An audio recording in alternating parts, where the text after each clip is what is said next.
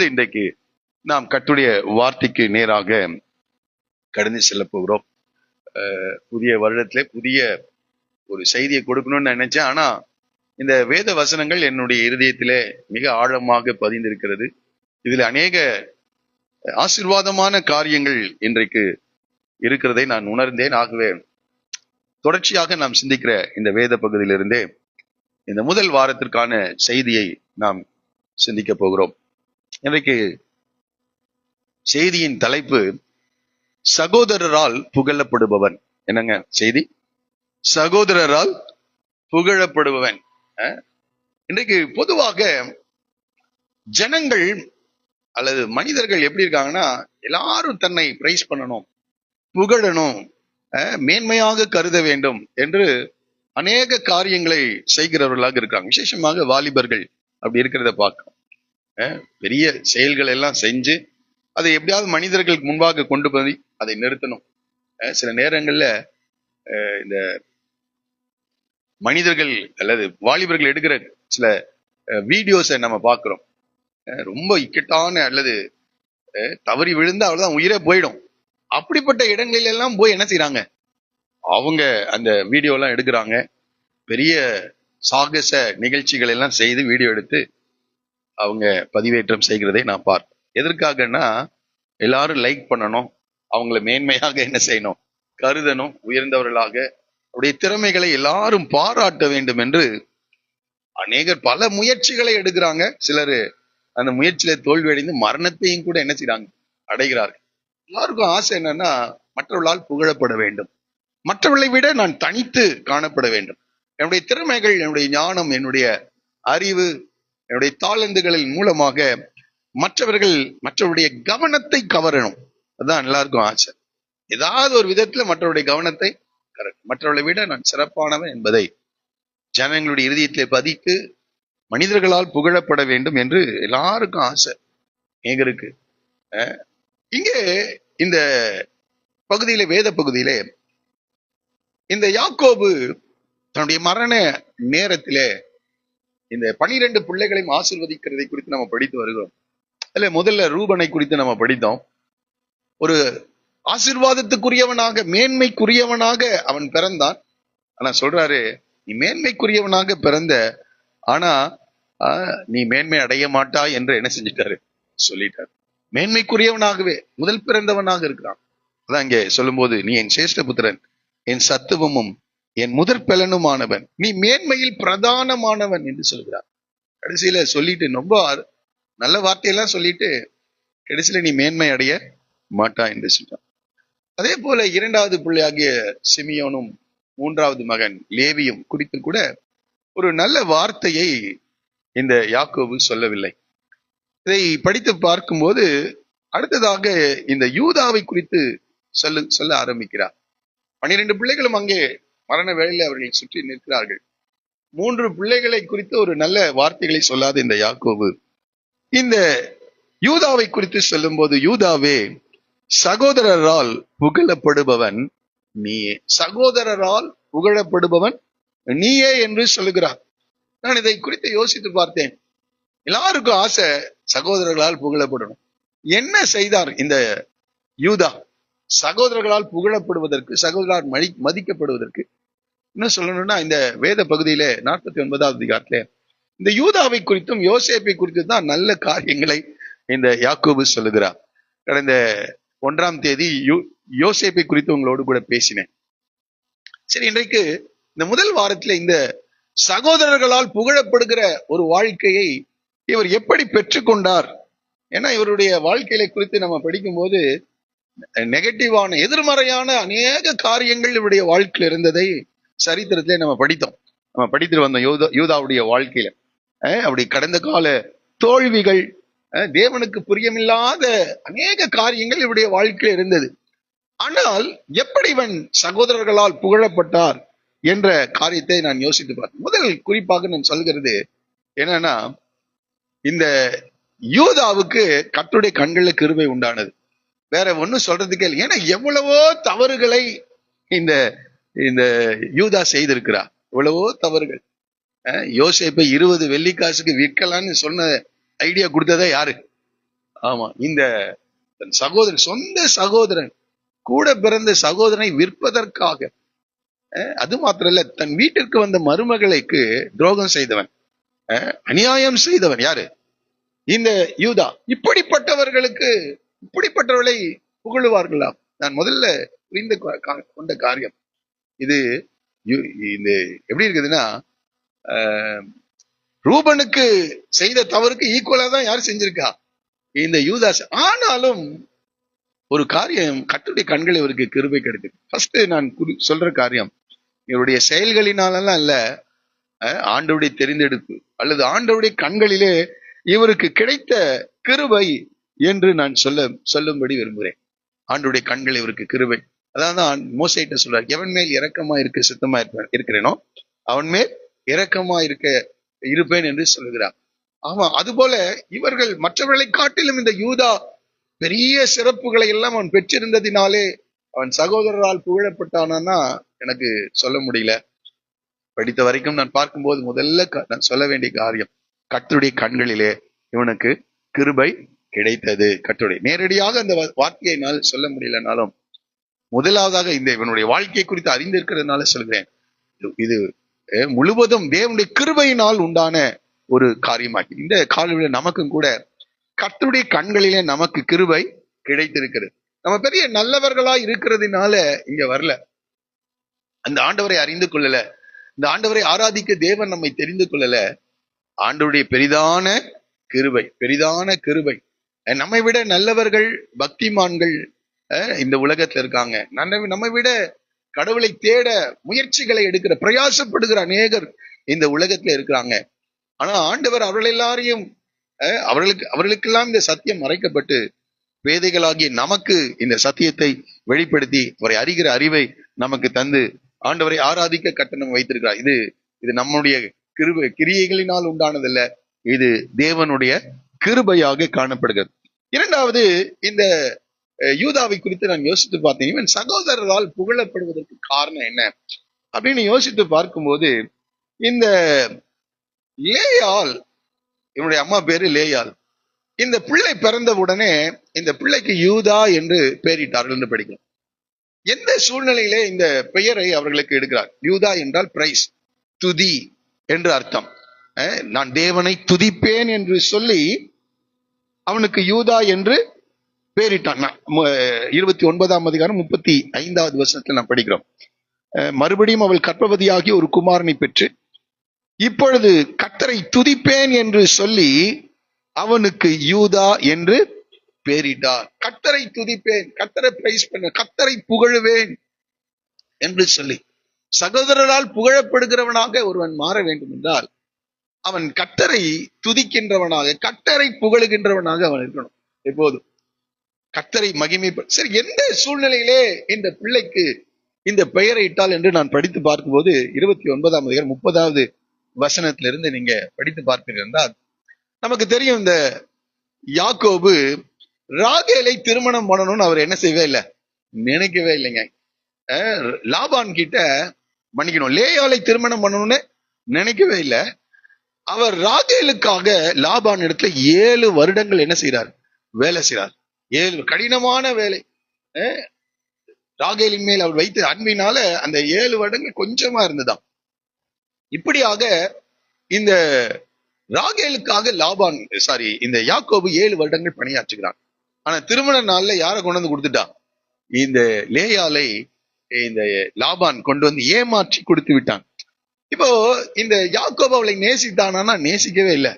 31வது வசனம் சொல்லுகிறது, லேயால் அற்பமாய் எண்ணப்பட்டாள் என்று படிக்கிறோம். லேயால் என்ன செஞ்சாங்க?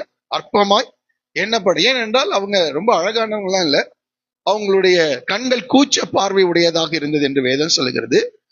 ராகேல் ரொம்ப ரூபவதியாக இருந்தால் என்று வேதம் சொல்லுகிறது. ஆகவே இந்த யாக்கோபுக்கு யார் மேலதான் ஆசை? ராகேல் மேல். ஆகவே இவளை அற்பமாய் எண்ணினான்.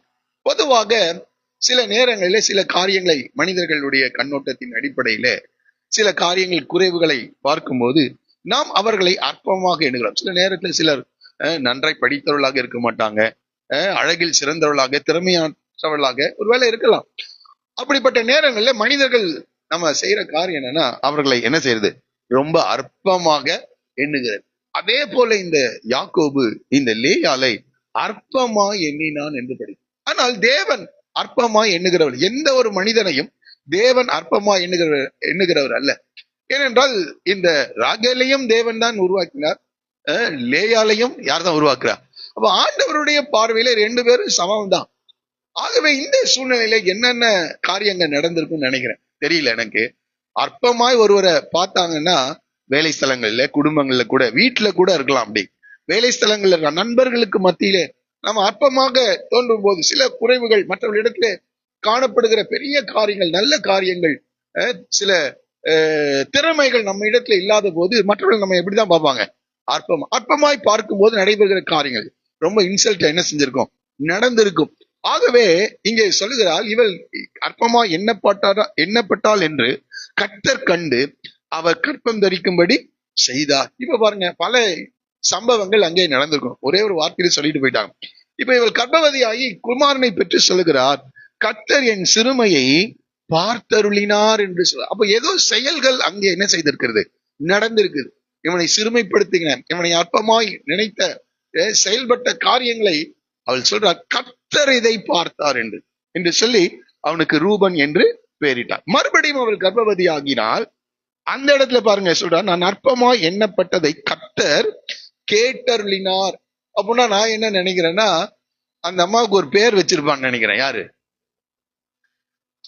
யாக்கோபு என்ன செஞ்சிருப்பாரு, ஏதோ ஒரு பேரை வச்சு என்ன செஞ்சிருப்பார், அற்பமா. ஏன்னா கேட்டருளினார்னா ஏதோ ஒரு வார்த்தையை என்ன செய்வான். இது இந்த ராகேலும் இந்த யாக்கோவும் இந்த லேயாளை குறித்து ஏதாவது சொல்லியிருப்பாங்க. பார்த்தருளினான ஏதோ செஞ்சிருக்காங்க, அதை பார்த்திருக்கிறாரு. கேட்டருளினார் என்றால் அவளை வேதனைப்படுத்துகின்ற காரியங்களை இவர்கள் சொல்லியிருக்காங்க. ஏதோ ஒரு பேரை வச்சு கூப்பிட்டுருக்கலாம், அல்லது அற்பமாக பேசி இருக்கலாம். அது இந்த அம்மாவுக்கு ரொம்ப வேதனை. நான் நினைக்கிறேன் அன்றைக்கு இரவு போய் ஆண்டவரை நோக்கி கதறி இருப்பாங்கன்னு நினைக்கிறேன். அது இறுதியத்தை ஆழமாய் பாதித்து விட்டது. அந்த இரவிலே கர்த்தர் அவளுக்கு இரக்கம் செய்து ஒரு குமாரனை கற்பம் தரிக்க அந்த குமாரனை பெற்றெடுத்து சொல்கிறார், கர்த்தர் நான் அற்பமாய் எண்ணப்பட்டதை கர்த்தர் கேட்டருளினார் என்று சொல். அப்போ இந்த ராகேலை விட இந்த லேயாள் ஆண்டவரை நன்றாய் அறிந்திருக்கிறவளா. லாபான் வீட்டுல இருந்து வந்திருந்தாலும், விக்கிரங்களை ஆராதிக்கிற லாபான் வீட்டுல இருந்து வந்திருந்தாலும், இந்த யாக்கோபு இடத்துல வந்த பிறகு இந்த ஆபிரகாமுடைய தேவனை பற்றி, ஈசாக்கின் தேவனை பற்றி, இந்த யாக்கோபு தொழுது கொள்கிற தேவனை பற்றி அறிந்து கர்த்தர் பார்த்தருளினார் என்று சொல்லுகிறார், கர்த்தர் கேட்டருளினார் என்று சொல்லுகிறார். சொல்லிவிட்டு இங்கே சொல்லுகிறார், 3வது பிள்ளை பிறக்குது பாருங்க, 34வது வசனம். பின்னும் அவர் கர்ப்பவதியாகி ஒரு குமாரனை பற்றி, என் புருஷனுக்கு 3 குமாரனை பெற்றபடியால் அவர் இப்பொழுது என்னோட சேர்ந்திருப்பார். அவளுக்கு என்ன ஆசை, என்னோடு கூட புருஷன் என்ன செய்யணும், சேர வேண்டும் என்று அவள் விரும்ப வேண்டும். அவளுக்கு பிரியமானவனாக நானும் இருக்கணும்னு அவளுக்கு ஒரு ஆசை. ஆனா இந்த யாக்கோபு யாரோடவே சேரவே இல்லை. அவன் இந்த லேயாளோடு கூட சேரவே இல்லை. இது அவளுடைய இருதயத்தை மிகவும் பாதிக்கும் நினைக்கிறேன். ஒரு பெண் என்ற நிலையில அவளுடைய இருதயம் மிகவும் பாதித்து இருக்கும். அவள் சேர்ந்திருப்பார். அவளுடைய ஏமாற்றம் தான் அவளுடைய வாழ்க்கையில மிஞ்சுகிறது. அவள் அற்பமாய் எண்ணப்பட்டதை கர்த்தர் பார்த்தார் என்றுபடி கர்த்தர் கேட்டருளினார், பெண்ணோடு கூட சேர்ந்திருப்பார். இப்படி அவளுடைய வாழ்க்கையே வேதனைக்குரியதாக காணப்படுகிறது. அவள் அந்த கூச்ச பார்வை உள்ளவளாய் பிறந்தது அவள் செய்த பாவமா? அப்படி எல்லாம் கிடையாது. ஆனால் ஆண்டவர் அந்த சூழ்நிலை அவளை வைத்திருக்கிறார். அந்த சூழ்நிலையையும் அவள் கர்த்தரை அவள் அறிந்திருக்கிறவளாக, அல்லது கர்த்தர் பார்த்தறினார், கர்த்தர் கேட்டறினார் என்று சொல்லி தன்னுடைய நம்பிக்கையை தொடர்ந்து வெளிப்படுத்துகிறவளாக இருக்கிறார். இப்ப 4வது பிள்ளை பிறக்கிறது. இப்ப பாருங்க, அவள் என்ன, நான் கர்த்தரை துதிப்பேன், இப்பொழுது கர்த்தரை துதிப்பேன் என்று சொல்லி. ஆனா அவர் சேர்ந்தாரா, அல்லது இவள் கனத்துக்குரியவளா மாறினாலான்னா இல்ல. அவன் இன்னும் அதே நிலையில தான் என்ன செய்யறான், இருக்கான். ஆனா நம்மளா இருந்தா என்ன சொல்லுவோம், கர்த்தருக்கு விரோதமாக முறுமுறுக்கிறவர்களாக மாறிவிடுவோம். அதனால எனக்கு இதை படித்த போது இந்த லேயாள் எல்லாமே எதிராக சூழ்நிலை இருக்கு. புருஷன் எதிராக இருக்கிறான், தன்னோடு கூட பிறந்த சகோதரி தனக்கு எதிராக இருக்கிறார், சூழ்நிலைகள் அவளுக்கு எதிராக இருக்கிறது. ஆனால் அவள் சொல்லுகிறாள், நான் கர்த்தரை முறுமுறுக்க மாட்டேன், கர்த்தரை நான் என்ன செய்வேன், துதிப்பேன் என்று சொல்லி, கர்த்தரை புகழுவேன் என்று சொல்லி. துதிக்கிறதுக்கு புகழ்கிறதுக்கு என்ன இருக்குன்னு தெரியல. ஆனா அவளுக்கு கர்த்தர் அவருடைய கர்ப்பத்தை என்ன செய்தார், திறந்தறினார். தன்னோட புருஷனுக்கு 4வது குமாரனை பெற்றெடுக்கிறார். அந்த நாட்கள்லாம் பிள்ளை செல்வம் என்பது ஒரு பெரிய ஆசீர்வாதமாக காணப்பட்டது. ஆகவே இவள் சொல்லுகிறார், நான் கர்த்தரை துதிப்பேன் என்று சொல்லி அவனுக்கு யூதா என்று பெயரிட்டாள். கர்த்தரை துதிப்பேன், கர்த்தரை புகழுவேன். அந்த பிள்ளைக்கு சொல்றார், கர்த்தரை புகழுவேன். யூதா என்றால் நான் கர்த்தரை மகிமைப்படுத்துவேன். யூதா என்று அந்த வார்த்தை ஒவ்வொரு முறை அந்த பிள்ளையை கூப்பிடும் போதும் நான் தேவனை மகிமைப்படுத்துவேன், தேவனை புகழுவேன், தேவனை ஆராதிப்பேன் என்ற நிலையிலே அவள் கர்த்தரை ஆராதிக்க ஆரம்பிக்கின்றார். இந்த சத்தம் யாருக்கு கேட்க இருக்குது? இந்த குழந்தைக்கு கேட்டுட்டே இருக்கு. கர்த்தர் அவனுடைய வாழ்க்கையில மகிமைப்படுகிறவராய் இருக்கிறார். ஆகவேதான் நான் சொன்னேன், இந்த யூதா செய்த நல்ல காரியத்தினாலே இவன் சகோதரரால் புகழப்படுகிறவன் என்று என்னால சொல்ல முடியல. ஆனால் இந்த இந்த தாயார் எல்லா எதிர்மறையான சூழ்நிலைகளிலேயும் கர்த்தரை அவள் மகிமைப்படுத்திக் கொண்டே இருந்தாள், கர்த்தரை துதித்துக் கொண்டிருந்தாள், கர்த்தரை ஆராதித்துக் கொண்டிருந்தாள். ஆகவே கர்த்தர் அவனை விசேஷித்தவனாக கர்த்தர் மாற்றினார். ஒரு சொல்லுமா, சில நேரங்களிலே நாம் செய்த காரியங்களினால் அல்ல, நம்முடைய முன்னோர்கள் செய்த சில நல்ல காரியங்களை நிமித்தம் அந்த சந்ததியை கர்த்தர் நினைத்தருளுகிற தேவனாக அவர் காணப்படுகிறார். ஆகவே இவள் கர்த்தரை துதிக்கின்றார். இதே பாருங்க, வேதத்தை அநேகர் இப்படிப்பட்ட நிலையிலே கர்த்தரை மகிமைப்படுத்தி இருக்கிறார்கள். அவர்களையும் கூட கர்த்தர் விசேஷித்தவர்களாக கர்த்தர் மாற்றி இருக்கிறதை நாம் படிக்கிறோம். யோபை குறித்து நாம் அறிந்திருக்கிறோம். யோபு தன்னுடைய வாழ்க்கையில எல்லா நெருக்கங்கள் ஏற்பட்டது. 500 கழுதைகள் மரித்தது, 500 ஏர் மாடுகள் மரித்தது, 7000 ஆடுகளை இழந்தான், 3000 ஒட்டகங்களை இழந்தான், தன்னுடைய ஆரோக்கியத்தை இழந்தான், தன்னுடைய 10 பிள்ளைகளை இழந்தான், உறவுகளை இழந்தான். எல்லாவற்றையும் இழந்த போதிலும் யோபு தன் வாயினால் என்ன செய்யலையா? பாவம் செய்யல. அவன் செய்த ஒரே ஒரு காரியம், கர்த்தர் கொடுத்தார், கர்த்தர் இழுத்தார், கர்த்தருடைய நாமத்திற்கு ஸ்தோத்திரம் என்று சொல்லி கர்த்தரை மகிமைப்படுத்துகிறவனாக இருந்தான், மகிமைப்படுத்துகிறான். ஆகவேதான் அவன் பெரிய விசேஷமான ஒரு மனிதனாக அவன் இன்னும் வேத புத்தகத்திலே காணப்படுகிறது. யோபை குறித்து நம்ம படிக்கிறோம். யோபின் பொறுமையை கேள்விப்பட்டிருக்கிறே, தேவனுடைய செயலின் முடிவை அறிந்திருக்கிறேன் என்று யாக்கோபு சொல்லுகிறார். ஆகவே எந்த ஒரு மனிதன் தேவனை தன்னுடைய எதிர்மறையான சூழ்நிலையிலே கர்த்தரை மகிமைப்படுத்துகிறானோ அவன் நிச்சயமாக நான் சொல்கிறேன், ஒரு நாள் வரும் மனுஷர்களால் புகழப்படுகிற ஒரு நிலை அவனுடைய வாழ்க்கையில கடந்து வருகிறதா. ஆகவே இது நிறைய அப்போஸ்தலர் 16வது அதிகாரத்திலே பவுலும் சீலாவும் பிலிப்பு பட்டண சிறைச்சாலையிலே அவர்கள் அநேக அடிகள் அடிக்கப்பட்டு உட்காவல் அறையிலே தொழுமரத்திலே அவர்கள் கட்டி வைக்கப்பட்டு அவர்கள் என்ன செய்றாங்க, அந்த சூழ்நிலையிலேயும் நடு ராத்திரியில் எழுந்து கர்த்தரை பாடி கர்த்தரை மகிமைப்படுத்தினார்கள் என்று படிக்கும். அவருடைய சிறைச்சாலையின் அஸ்திபாரம் அசைந்தது, அவருடைய கட்டுகள் எல்லாம் கட்டவிழ்க்கப்பட்டது என்றெல்லாம் நாம் படிக்கிறோம். ஆகவே எந்த மனிதனுடைய வாழ்க்கையிலே எதிர்மறையான சூழ்நிலை கர்த்தரை மகிமைப்படுத்துகிறானோ, இன்றைக்கு அநேகர் எப்படி கர்த்தரை பாடுவாங்க, நன்றி சொல்லுவாங்கன்னா, எல்லாம் நல்லா இருந்தா என்ன செய்வாங்க? கர்த்தரை மகிமைப்படுத்துவாங்க. எல்லாம் எதிராக இருக்கிற சூழ்நிலை நீங்கள் கர்த்தரை மகிமைப்படுத்துகிறீர்களா? நீங்கள் எதிரான சூழ்நிலையில கர்த்தரை நீங்கள் மகிமைப்படுத்துவீர்கள் என்றால் நிச்சயமாக நான் சொல்கிறேன், ஒரு நாள் வரும் சகோதரரால் நீங்கள் புகழப்படுவீர்கள். இந்த யூதாவுடைய வாழ்க்கையில தான் நான் கற்றுக்கொண்டது. அதே போல அந்த யூதா கோத்திரத்துல வந்த தாவீது, கர்த்தரை நான் எக்காலத்திலும் ஸ்தோத்திரிப்பேன். எந்த காலத்துல அவர் சொல்றார், அபிமெலேக்கு முன்பாக துரத்தி விடப்படுகையில் இந்த பாடலை பாடினான் என்று படிக்கும்.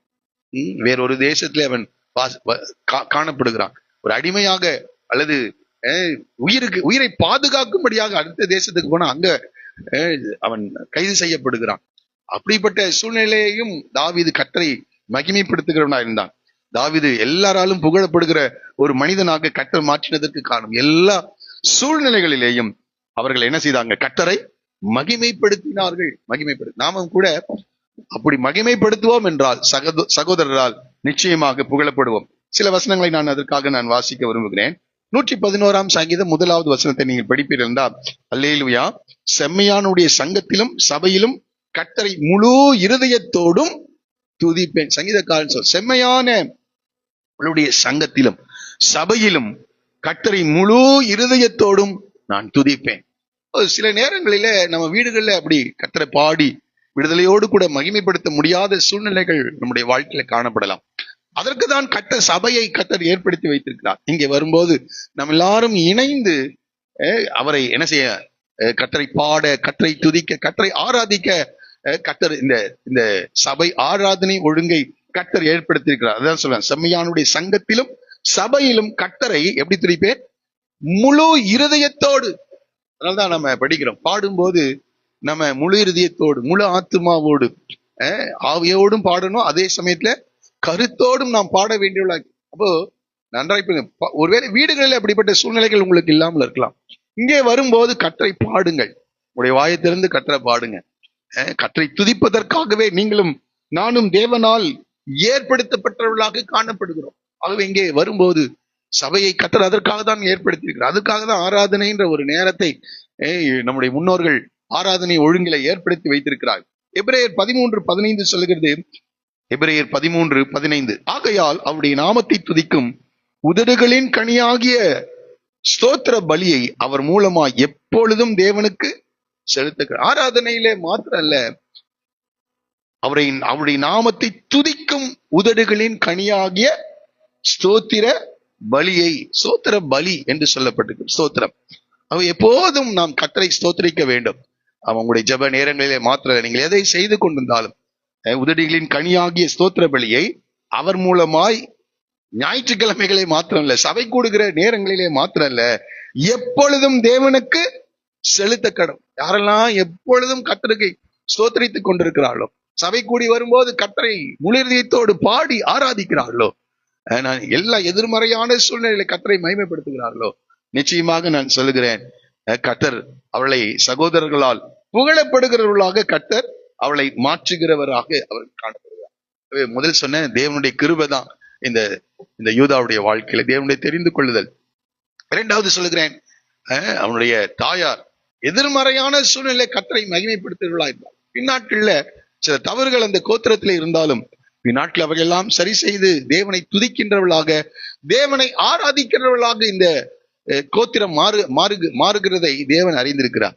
சில நேரங்கள்ல ஆண்டவர் நம்மை பார்க்கும்போது நாம மனிதர்களாக நாம அவருடைய தவறுகளை தான் பார்ப்போம்.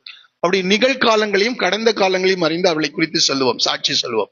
ஆனால் ஆண்டவர் கடந்த காலத்தையும் நிகழ்காலத்தையும் மாத்திரம் அல்ல, நம்முடைய வருங்காலத்தை அவர் அறிந்து வைத்திருக்கிற தேவனா இருக்கிறார். அடிக்கடி நான் யோசிக்கிறது, பேதுருவை பார்த்து சொல்கிறார், நீ கேபா எனப்படுவா என்று சொல்கிறார். கேபா என்றால் உறுதி உள்ளவன், பாறையை போல உறுதி உடையவனாக, கண்மலையை போல உறுதி உடையவனாக நீ மாறுவாய் என்று சொல்கிறார். அப்போ ஆனா அப்படி இருந்தாரா அப்படின்னா இல்ல. அவரு பேதுரு எப்போதும் 2 நிலை ஸ்டாண்ட் எடுப்பார். காவலிலும் சாவலிலும் உம்மை பின்பற்றி வருவேன் என்று சொல்வான். அந்த சூழ்நிலைகள் வரும்போது நான் அவரை அறியவில்லை என்று அவரை மறுதலிக்கவும் செய்வான். 2 ஸ்டாண்ட். நீரே ஆனால் கடலின் மேல் நடக்க எனக்கு உத்தரவு தாரும் என்று சொல்வான். பார்த்தா தைரியசாலியை மாறி. ஆனா கடல் மேல இறங்கி நடக்க தொடங்கின உடனே காற்றையும் அந்த கொந்தளிக்கிற அலைகளையும் பார்த்த உடனே அவன் என்ன செய்வான், பயந்து கீழே அவிசுவாசம் உடையவனா கீழே போயிடுவான். அதுபோல இவர் 2 நிலைகள் எடுக்கின்ற ஒரு மனிதன், 2 மனநிலையை உடைய ஒரு மனிதனாய். ஆனால் கர்த்தர் பார்த்தார், இன்றைக்கு இப்படிதான் இருப்பான், ஆனால் ஒரு நாள் வரும் கண்மலை போல உறுதியான ஒரு மனிதனாக அவன் மாறுவான் என்று சொல்லி அவனுக்கு கேபா என்று என்ன செய்கிறார், பெயரிடுகிறார். ஆகவே இந்த யூதா கோத்திரம், யூதா இன்றைக்கு ஒருவேளை சில தவறுகள் அவருடைய வாழ்க்கையில இருந்திருக்கலாம். ஆனால் யாக்கோபுக்கு கர்த்தர் வெளிப்படுத்துகிறார், சகோதரரால் புகழப்படுபவன் நீயே என்று சொல்லுகிறார். மூன்றாவது, இவனுடைய வாழ்க்கை சகோதரர்களால் புகழப்பட்டதற்கு காரணம் என்னன்னா, அவன் தனக்கானவைகள் அல்ல பிறருக்கானவைகளை அவன் யோசிக்கின்ற, அல்லது பிலிப்பியர் 2வது அதிகாரத்தில் நாம் படிக்கிறோம், கிறிஸ்து இயேசுவில் இருந்த சிந்தை. 2:4 சொல்லுகிறது, அவன் தனக்கானவைகளை அல்ல பிறருக்கானவைகளையும் நோக்குவானாக. எப்பொழுது இவன் சுயநலத்தை விட்டு வெளியே வந்தானோ அப்பொழுது இவன் சகோதரரால் புகழப்படுகிறவனாக மாறுகிறான். ஆனா இந்த யூதா ரொம்ப சுயநலக்காரனாக, ஒரு சுயநலக்காரனாக அவர் இருந்ததை நாம் படிக்கிறோம். ஆதியாகமத்தின் புத்தகம் 37வது அதிகாரத்துல இந்த யோசேப்பு தன்னுடைய சொப்பனத்தை இந்த சகோதரர்களுக்கு சொன்ன போது, அதற்கு முன்பதாக யாக்கோபு இந்த யோசேப்பு அதிகமாய் நேசித்ததை இந்த சகோதரர்களால் ஏற்றுக்கொள்ள அவனை பகைத்தார்கள் என்று படிக்கிறோம். அப்போ தனக்கு கிடைக்காத ஒன்று மற்றவர்களுக்கு கிடைத்தது அவனால் அங்கீகரிக்க முடியல. இந்த சகோதரர்களை இந்த யூதாவும் இருக்கிறார். ஆகவே இவன் சுயநலக்காரன் என்று சொன்னேன். இரண்டாவது, அவனுடைய சொப்பனத்தின் நிமித்தம் இன்னும் அதிகமாய் இந்த யூதாவும் சேர்ந்துதான் என்ன செய்திருக்கிறார், பகைத்திருக்கிறார். அடுத்ததாக இந்த யூதா இந்த யோசேப்பை கொல்லுவதற்காக இந்த சதித்திட்டத்துல இவரும் கூட தான் இருந்திருக்கிறாரு.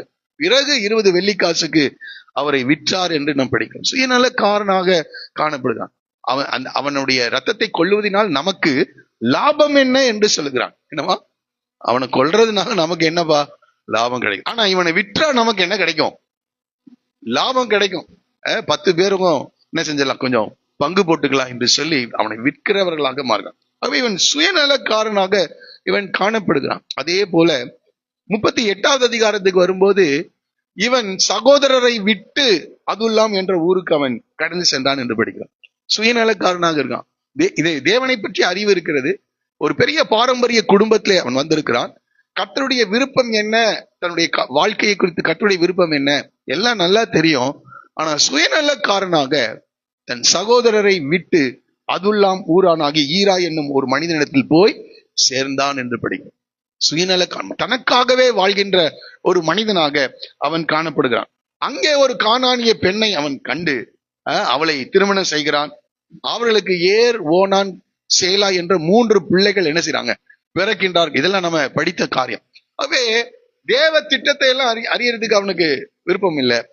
அது மாத்திரம் இல்ல, தான் மனதும் மாமிசமும் விரும்பின காரியங்கள், தன்னுடைய கண்களுக்கு எது பிரியமா இருக்கிறதோ, அதான் சொன்னேன், சுயநலக்காரனாக தனக்காகவே வாழ்கின்றவனாக அவன் காணப்படுகிறான். ஆனா என்ன நடக்குது, அவன் அந்த சுயநலக்காரனாக தனக்காகவே வாழ்கின்றவனாக இருந்ததுனால முதல் 2 பிள்ளைகள் கர்த்தரின் பார்வைக்கு பொல்லாதவர்களா இருந்தபடினால் கர்த்தர் அவர்களை அடித்தார் என்று படிக்கிறோம். அப்போ இந்த இடத்துல நம்ம கவனிக்க வேண்டிய காரியம், 2 பிள்ளைகளை அவன் இழக்க கொடுக்கின்றான். யோசேப்பு இவர்கள் 20 வெள்ளிக்காசுக்கு வித்துட்டாங்க. யாக்கோபு அங்க அழுதுட்டு இருக்கிறாரு. ஆனா இவங்களுக்கு அந்த உணர்ச்சியே இல்லை. தன் தகப்பன் அங்கு அழுது கொண்டிருக்கிறார் என்ற உணர்வற்றவர்களாக அவர்கள் காணப்படுகிறார்கள். உணர்வற்றவர்களாக. ஆனால் ஆறுதல் சொல்ல போய் என்ன செய்தாங்களாம் என்றால், செய்த காரியம்லாம் யாரு? இவர்கள் தான். செய்துட்டு சுயநலமான ஒரு வாழ்க்கை வாழ்ந்தான். ஆனால் இப்பொழுது தன்னுடைய பிள்ளைகளை இழக்க கொடுத்த உடனே அவன் அந்த வேதனையை அவன் உணர்கிறவனாக இருக்கிறான். அப்பவும் இந்த சுயநலத்திலிருந்து அவன் வெளியே வரல. 3வது பிள்ளையாகிய சேலாவை இந்த தாமாருக்கு கொடுக்க மாட்டேன்னு சொல்றான். ஆனால் அவனுடைய மனைவி இறந்த பிறகு இவன் வேசியின் இடத்துல விபச்சாரி என்று நினைத்து தாமார் இடத்துல பிரவேசித்ததை நான் பார்க்கிறோம். எவ்வளவு சுயநலக்காரனாக வாழ்ந்திருக்கிறான் என்று பார்க்கிறோம் இந்த வசனங்களில் இருந்து எல்லாம் உடைய வாழ்க்கையில. இன்றைக்கு கூட அநேகர் சுயநலவாதிகளாக இருக்கிறார்கள். தன்னுடைய காரியம் என்றால் எந்த நிலைக்கும் அவர்கள் என்ன செய்வாங்க, போவாங்க. ஆனால் மற்றவர்கள் காரியத்துக்கு உடன்பட மாட்டார்கள். இந்த யூதா அப்படி சுயநலமாக வாழ்கின்ற மனிதனாக. ஆனால் ஆண்டவர் இவன் மேல் ஒரு திட்டம் வைத்திருந்ததுனாலே உடைய வாழ்க்கை தலைகீழாய் புரட்டி போட்டார். சில நேரங்களிலே நாம் விரும்புகிற காரியத்தை நாம் தொடர்ந்து கேட்டுக்கொண்டு இருப்போம் என்றால் அதை அனுமதித்து விடுவார். சில ஜனங்கள் கூட அவர்கள் காடையை அல்லது இறைச்சியை சாப்பிட வேண்டும் என்று விரும்பினார். வசனம் சொல்லுகிறது, அவர்கள் கேட்டதை அவர்களுக்கு கொடுத்தார். அவர்கள் ஆத்துமாக்களிலோ இழைப்பை என்ன செய்தாராம், அனுப்பினார். சில நேரங்களில் ஆண்டவர் நம்முடைய இஷ்டத்துக்கு ஆண்டவர் அனுமதிக்கிறவராய் இருப்பார். ஆனால் அதனால் நமக்கு எந்த ஒரு பிரயோஜனமும் இருக்காது. சிம்சோனை குறித்து நாம் அறிந்திருக்கிறோம். அவன் தன் கண்களுக்கு பிரியமான காரியங்களை அவன் தெரிந்து கொண்டான். ஆனால் அதனால் எந்த ஒரு பிரயோஜனமும் அவனுக்கு ஏற்படவில்லை என்று நாம் படிக்கிறோம். ஆகவே நாம ஒரு ஆண்டவர் நமக்கு கொடுக்கிற மிகப்பெரிய தண்டனை என்னவென்றால், நமக்கு நம்முடைய விருப்பத்துக்கு நம்மை அனுமதிப்பதுதான். நம்முடைய இஷ்டத்துக்கு நம்மை ஆண்டவர் விடுவார் என்றால் அதுதான் தேவன் நமக்கு கொடுக்கிற மிகப்பெரிய தண்டனை என்று நான் நினைக்கிறேன். புரியுதுங்களா நான் சொல்றது? ஆகவே ஆண்டவரே, என்னுடைய இஷ்டத்துக்கு அல்ல, உம்முடைய விருப்பத்துக்கு, உம்முடைய சித்தத்தின்படி என்னை நடத்தும் என்று நாம் எப்பொழுதும் ஜெபிக்க வேண்டியவர்களாக நாம் காணப்படுகிறோம். ஆகவே இவன் அவனுடைய விருப்பத்தின்படி போனான். 2 பிள்ளைகளை இழக்கின்றான், மனைவியை இழக்கின்றான். எந்த கானானிய பெண்ணை திருமணம் செய்தானோ அந்த பெண்ணை அவன் இழக்கின்றான். இப்படி எல்லாவற்றையும் இழந்த இந்த யூதாவுக்கு இப்பதான் மனம் திரும்புதல் உண்டாகிறது. மனம் திரும்புதல் பின்னாட்கள்ல பாத்தீங்கன்னா, இந்த பென்யமீனை இந்த யோசேப்பு கட்டி வைக்கிறான். அவன் இவர்களை பரிசோதிக்கும் போது அப்போ இந்த யூதா சொல்லுகிற வார்த்தையை உங்களுக்கு காண்பிக்க விரும்புகிறேன். 44ஆம் அதிகாரம், ஆதியாகமம் 44, 33, 34. இப்படி இருக்க இளையவன் தன் சகோதரத்துக்கு போக விடும்படி மன்றாடுகிறேன். உம்முடைய அடியானாகிய நான் இளையவனுக்கு பதிலாக இங்கே என் ஆண்டவனுக்கு அடிமையா இருக்கிறேன். இளையவனை விட்டு எப்படி என் தகப்பனிடத்திற்கு போவேன்? போனால் என் தகப்பனுக்கு நேரிடும் தீங்கை நான் எப்படி காண்பேன்? என் தகப்பனுக்கு நேரிடும் தீங்கை எப்படி காண்பேன் என்று தன்னுடைய தகப்பனுக்காக முதல் முறை என்ன செய்யறான்? வேதனைப்படுகிறவனா இருக்கு. அது மாத்திரம் இல்லை, இளையவனுக்காக, பென்யமீனுக்காக நான் இங்கே என் ஆண்டவனுக்கு அடிமையா இருக்கிறேன் என்று மற்றவர்களுக்காக தன்னுடைய வாழ்க்கையை அர்ப்பணிக்கின்ற ஒரு மனிதனாக மாறுகிறான். அப்போ பாருங்க, சில நேரங்கள்ல நாம திருந்த மாட்டோம். ஆனால் கடினமான பாதைகளின் வழியாக, சூழ்நிலைகளின் வழியாக கர்த்தர் நம்மை அனுமதித்து மற்றவருடைய வேதனைகளை புரிந்து கொள்ள செய்கின்றார். சில நேரத்துல மற்றவருடைய வேதனை, மற்றவருடைய சூழ்நிலை, மற்றவருடைய கண்ணீர், இவளெல்லாம் நம்ம அறிய முடியாதவர்களாக இருக்கிறோம். கர்த்தர் நமக்கு நல்ல இருதயத்தை கர்த்தர் நமக்கு தருவாராக. அப்படி அறிய முடியாதவர்களாக இருப்போம் என்றால் நம்ம மற்றவர்களை அறிந்து கொள்வதற்காகவே சில நேரங்களில் நம்மை என்ன செய்கிறார்? அந்த பாதையிலே கர்த்தர் நம்மை வழிநடத்துகிறவராக இருக்கிறார். இந்த எபிரேயர் நிருபத்துல ஒரு வசனத்தை நாம் படிக்கிறோம். இயேசு கிறிஸ்துவை குறித்து நம்ம படிக்கும்போது நம்முடைய வேதனைகளை, நம்முடைய பலவீனங்களை, எபிரேயர் 4ஆம் அதிகாரம் 15வது வசனம், எபிரேயர் 4:15, நம்முடைய பலவீனங்களை குறித்து பரிதவிக்க கூடாத பிரதான ஆசாரியர் நமக்கு இராமல். நம்முடைய பலவீனங்களை குறித்து பரிதவிக்க கூடாத பிரதான ஆசாரியர் நமக்கு இல்லாமல் எல்லா விதத்திலும் நம்மை போல சோதிக்கப்பட்டும் பாவம் இல்லாதவராயிருக்கிற பிரதான ஆசாரியரே நமக்கு இருக்கிறார். அதனால 16 சொல்கிறது, ஆதலால் நாம் இரக்கத்தை பெறவும் ஏற்ற சமயத்தில் சகாயம் செய்யும் கிருபையை அடையும் தைரியமாய் கிருபாசன தண்டையிலே. இந்த பூமியிலே மனிதர்கள் படுகிற எல்லா பிரயாசங்கள், காரியங்களை எல்லாவற்றையும் அறிந்திருக்கிற ஒரு பிரதான ஆசாரியர். ஆகவே அவர் நமக்கு இரக்கம் செய்கிறவராக இருக்கிறார். ஏன்னா நம்முடைய பலவீனங்களை குறித்து அவர் என்ன செய்திருக்கிறார்? அறிந்திருக்கிறார். இந்த பூமியில இப்படிதான் இருக்கும் அப்படின்ற காரியம். அதே போல நாமும் கூட மற்றவர்களுக்கு இறக்கமுடையவர்களாக மாறணும்னா நாமும் இப்படிப்பட்ட சில நேரங்களில் இப்படிப்பட்ட காரியங்களில் கடந்து செல்ல வேண்டியவர்களாக நாம் காணப்படுகிறோம். இந்த யூதா இப்படிப்பட்ட சூழ்நிலைகளை அவன் கடந்து சென்ற பிறகு மற்றவர்களுக்காக வாழ்கின்ற ஒரு மனிதனாக மாறுகிறான். வேதத்திலையும் சரி, உலக சரித்திரத்திலையும் நீங்க படித்து பார்ப்பீர்கள் என்றால் நமக்கு தான் தெரியுமே, மற்றவர்களுக்காக எந்த ஒரு மனிதன் வாழ்ந்தானோ அவனை இந்த உலகம் கொண்டாடுகிறதை நாம் பார்க்கிறோம். நம்முடைய தேசப்பிதாவாகிய காந்தியை குறித்து நாம் அறிந்திருக்கிறோம். அவர் இந்திய தேசத்தின் விடுதலைக்காக அவர் என்ன செய்தார்? பாடுபட்டார். தன்னுடைய வாழ்க்கையே இந்த இந்திய தேசத்தின் விடுதலைக்காக அவர் அர்ப்பணித்தார். இன்றைக்கு வரைக்கும் அவரை என்ன செய்யறோம்? கொண்டாடுகிறோம். அவருடைய பிறந்த நாளை நினைவு கூறுவர்களாக இருக்கிறோம். அவருடைய புகைப்படத்தை எல்லா ரூபாய் நோட்டுகளிலும் என்ன செய்யறாங்க? அவங்க பிரிண்ட் பண்றாங்க. ஒரே காரியம், தன்னுடைய வாழ்க்கையை என்ன செய்தார்? இந்திய தேசத்துக்காக அர்ப்பணித்தார். வேதம் முழுவதும் சரி, உலகத்தில் இருக்கிற சரித்திரங்களிலும் சரி, எந்த ஒரு மனிதர்களால் நினைவு கூறப்படுகிறான், புகழப்படுகிறான் பாத்தீங்கன்னா, அவன் எப்பொழுது தன்னுடைய வாழ்க்கையை மற்றவர்களுக்காக அர்ப்பணிக்கிறானோ அவனை ஜனங்கள், உலகம் என்ன செய்யுது? அன்னை தெரசாவை குறித்து நம்ம அறிந்திருக்கிறோம். இந்த குஷ்டரோக உள்ள மக்களுக்காக, ஏழை மக்களுக்காக தன்னுடைய வாழ்க்கையை என்ன செய்தாங்க? அர்ப்பணித்தார்கள். அவள் இன்று வரைக்கும் நினைவு கூறப்படுகிறார்கள். அவர்களுக்கு நோபல் பரிசை கொடுக்கின்றார்கள். ஆகவே நம்ம ஒன்று புரிந்துக்கணும், நம் என்றைக்கு அந்த சுயநலத்திலிருந்து விடுதலை அடைந்து மற்றவர்களுக்காக நாம் வாழ நாம் வெளியே வருகிறோமோ அன்றைக்கு சகோதரர்களால் நாம் புகழப்படுவோம். இன்னைக்கு எல்லாருக்கும் ஆசை, ஏதோ ஒரு வீர தீர செயல்களை செய்வதனால் புகழுவாங்கன்னு. ஆனா அதனை விட இன்னொரு செயலை செய்ய இன்னொருத்த வருவான், உங்களை மறந்துடுவாங்க எல்லாரும். ஆனால் மற்றவர்களுக்காக யார் ஒரு மனிதன் வாழ்கின்றானோ அவன் தேவனால் மனிதர்களாலும் புகழப்படுகிறவனாக இருக்கிறான். அதனால்தான் பிலிப்பியர் 2:4 சொல்கிறது, அவனவன் தனக்கானவைகளை அல்ல பிறருக்கானவைகளையும் நோக்குவானாக என்று சொல்லப்பட்டிருக்கிறது. 1 யோவான் 3ஆம் அதிகாரம் 16வது வசனத்திலே, 1 யோவான் 3:16 அவர் தம்முடைய ஜீவனை நமக்காக கொடுத்ததினாலே அன்பு இன்னதென்று அறிந்திருக்கிறோம். நாமும் சகோதரருக்காக ஜீவனை கொடுக்க கடனால் எது வரைக்கும் போகணுமா? மற்றவர்களுக்காக சொல்லுங்க, ஜீவனை கொடுக்கின்ற அளவுக்கு நாம் கடந்து செல்ல வேதம் நம்மை வலியுறுத்துகிறது. பணத்தை மாத்திரம் அல்ல, பிரயாசங்களை மாத்திரம் அல்ல, அன்பை மாத்திரம் அல்ல, சில காரியங்களை மாத்திரம் அல்ல, எது வரைக்கும் போகணுமா? ஜீவனை கொடுக்க கடனாளிகளாய் இருக்கிறோம் என்று சொல்லப்படும். ஆகவே இந்த யூதா செய்த காரியம், நான் என் சகோதரனுக்காக இங்கே நான் அடிமையாய் இருக்கிறேன், என் சகோதரன் இல்லாமல் நான் எப்படி என் தகப்பனை பார்ப்பேன், அவருக்கு நேரிடும் காரியத்தை நான் எப்படி அறிவேன், பார்ப்பேன், சகிப்பேன் என்று சொல்கிறான். அவ தன் சகோதரனுக்காக தன் ஜீவனை தன்னுடைய வாழ்க்கையை அர்ப்பணிக்கின்றவனாக இந்த யூதா மாறின போது இங்கே வசனம் சொல்கிறது, சகோதரரால் புகழப்படுபவன் நீயே. அப்போ நான் நினைக்கிறேன், இவ்வளோ தவறுகள் இந்த யூதாவுடைய வாழ்க்கை இருந்தாலும் யோசேப்பு சொல்லியிருப்பார், இல்லப்பா என்னை அவன் 20 வெள்ளி காசுக்கு வித்திருந்தாலும், ஒரு காலத்தில் என்னை பகைத்திருந்தாலும், இந்த பென்யமீனுக்காக அது மாத்திரம் பென்யமீனுக்காக மாத்திரம் இல்ல, உம்முடைய இருதயம் வேதனைப்படக்கூடாது என்பதற்காக தன்னுடைய ஜீவனை அர்ப்பணித்தான் என்று சொல்லியிருப்பார். ஆகவே பழைய தவறுகளை எல்லாம் யாக்கோபு மறந்து சொல்றான், தன் சகோதரால் புகழப்படுபவன் நீயே.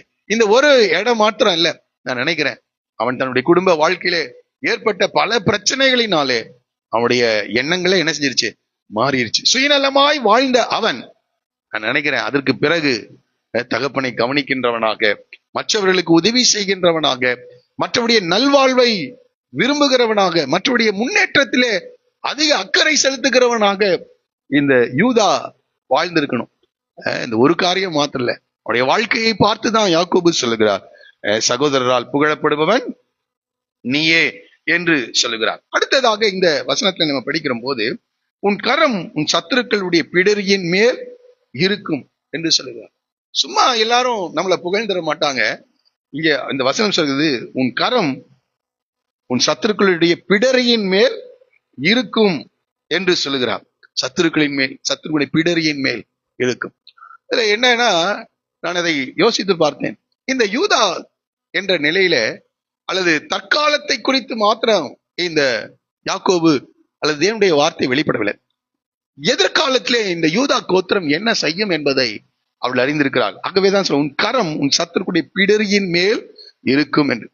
இந்த என்னாகமத்தின் புஸ்தகம் 2வது அதிகாரத்தில் 2வது வசனத்தையும், என்னாகம புஸ்தகம் 10-14 அதிகாரத்துல நீங்க எல்லாம் படிச்சு பார்த்தீங்கன்னா, இந்த இஸ்ரவேல் ஜனங்கள் இந்த வனாந்திர பிரயாணம் பண்ணும்போது முதலாவதாக எந்த கோத்திரம் போகணும்னா, இந்த யூதா கோத்திரம், சிங்கம் கொடியை உடைய இந்த யூதா கோத்திரம் தான் என்ன செய்யணும், முதலாவதாக அவர்கள் கடந்து செல்ல வேண்டும்.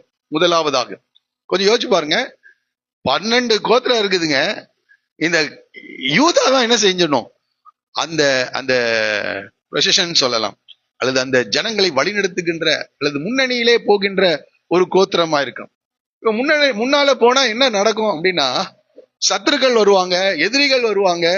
அதெல்லாம் ஃபர்ஸ்ட் யார் ஃபேஸ் பண்ணணும், இந்த யூதா தான் ஃபேஸ் பண்ணணும். நீங்க ஒரு வசனத்தை மாத்திரம் வாசிக்கலாம். நியாயாதிபதிகள் புஸ்தகம் 1ஆம் அதிகாரம் 2வது வசனத்தை வாசிக்கலாம். அதுக்கு முன்னாடி ஒரு காரியத்தை சொல்லிடுறேன். யோசுவா மரித்து விடுகிறார். யோசுவாவுக்கு மரித்த பிறகு ஒரு யுத்தம் வருகிறது. அந்த யுத்தத்துல யார் முன்னாடி போகணும் அப்படின்னு இப்ப கேக்குறாங்க. வாசிங்க.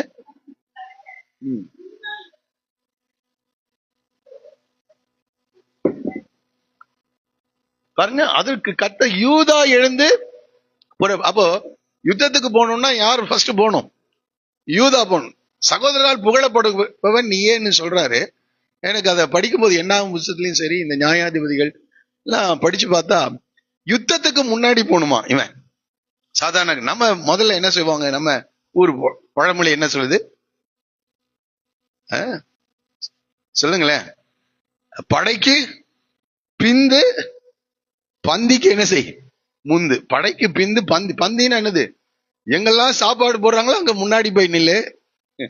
எங்கெல்லாம் யுத்தம் வருதோ பிரச்சனை வருதோ அங்கெல்லாம் என்ன செய்ய, பின்னாடி போய் நில்லு. இப்போ இவங்க யாராவது சகோதரரால் புகழப்படுவாங்களா? கொஞ்சம் யோசிப்பாங்க. ஜீவனையும் பாராமல் கொஞ்சம் யோசிப்பான். 12-11 கோத்திரம் இருக்குது. இந்த சகோதரருக்காக நான் சொன்ன ஏற்கனவே, இந்த யாக்கோபினுடைய பிள்ளைகளிலேயே ஆரம்பத்துல சுயநலமுடையவனாக இந்த யூதா காணப்பட்டாலும் தன் சகோதரருக்காக தன் ஜீவனை கொடுக்க கடனாளியாக மாறுகிறான். இவன் சொல்லிருக்கலாம், ஏங்க எல்லா யுத்தத்திலும் நானே போகணுமா? ஒரு நாள் ரூபன் என்ன செய்யலாம், போகலாம். பென்யமீன் கூட அவன் பீறுகிற அவனை அனுப்புங்களேன், ஏன் என்னையே அப்படின்னு சொல்லவே இல்லை. ஆண்டவரும் பாருங்க, எந்த யுத்தம் நடந்தாலும் ஆண்டவர்கிட்ட விசாரிச்சா அவர் என்ன சொல்ல, யூதா எழுந்து முன்பாக போக கடவன். அப்போ இந்த கோத்திரத்துக்குள்ள இந்த பாருங்க, அதான் அந்த பெற்றோர் அல்லது அந்த அந்த யூதாவின் இடத்துல இருந்த அந்த சுவாபம் பின் நாட்களை யாருக்கு வந்துருச்சு, அந்த கோத்திரத்துக்கே வந்துருச்சு. அப்போ நாம நல்ல சுவாபம் உடையவர்களா இருப்போம் என்றால் நம்முடைய சந்ததியினர் அந்த சுவாபத்தை என்ன செய்வோம், உடையவர்களாக மாறுவார். நாம் சுயநலக்காரர்களாக நாம் இருப்போம் என்றால் பிள்ளைகளும் எப்படிதான் வளரும்.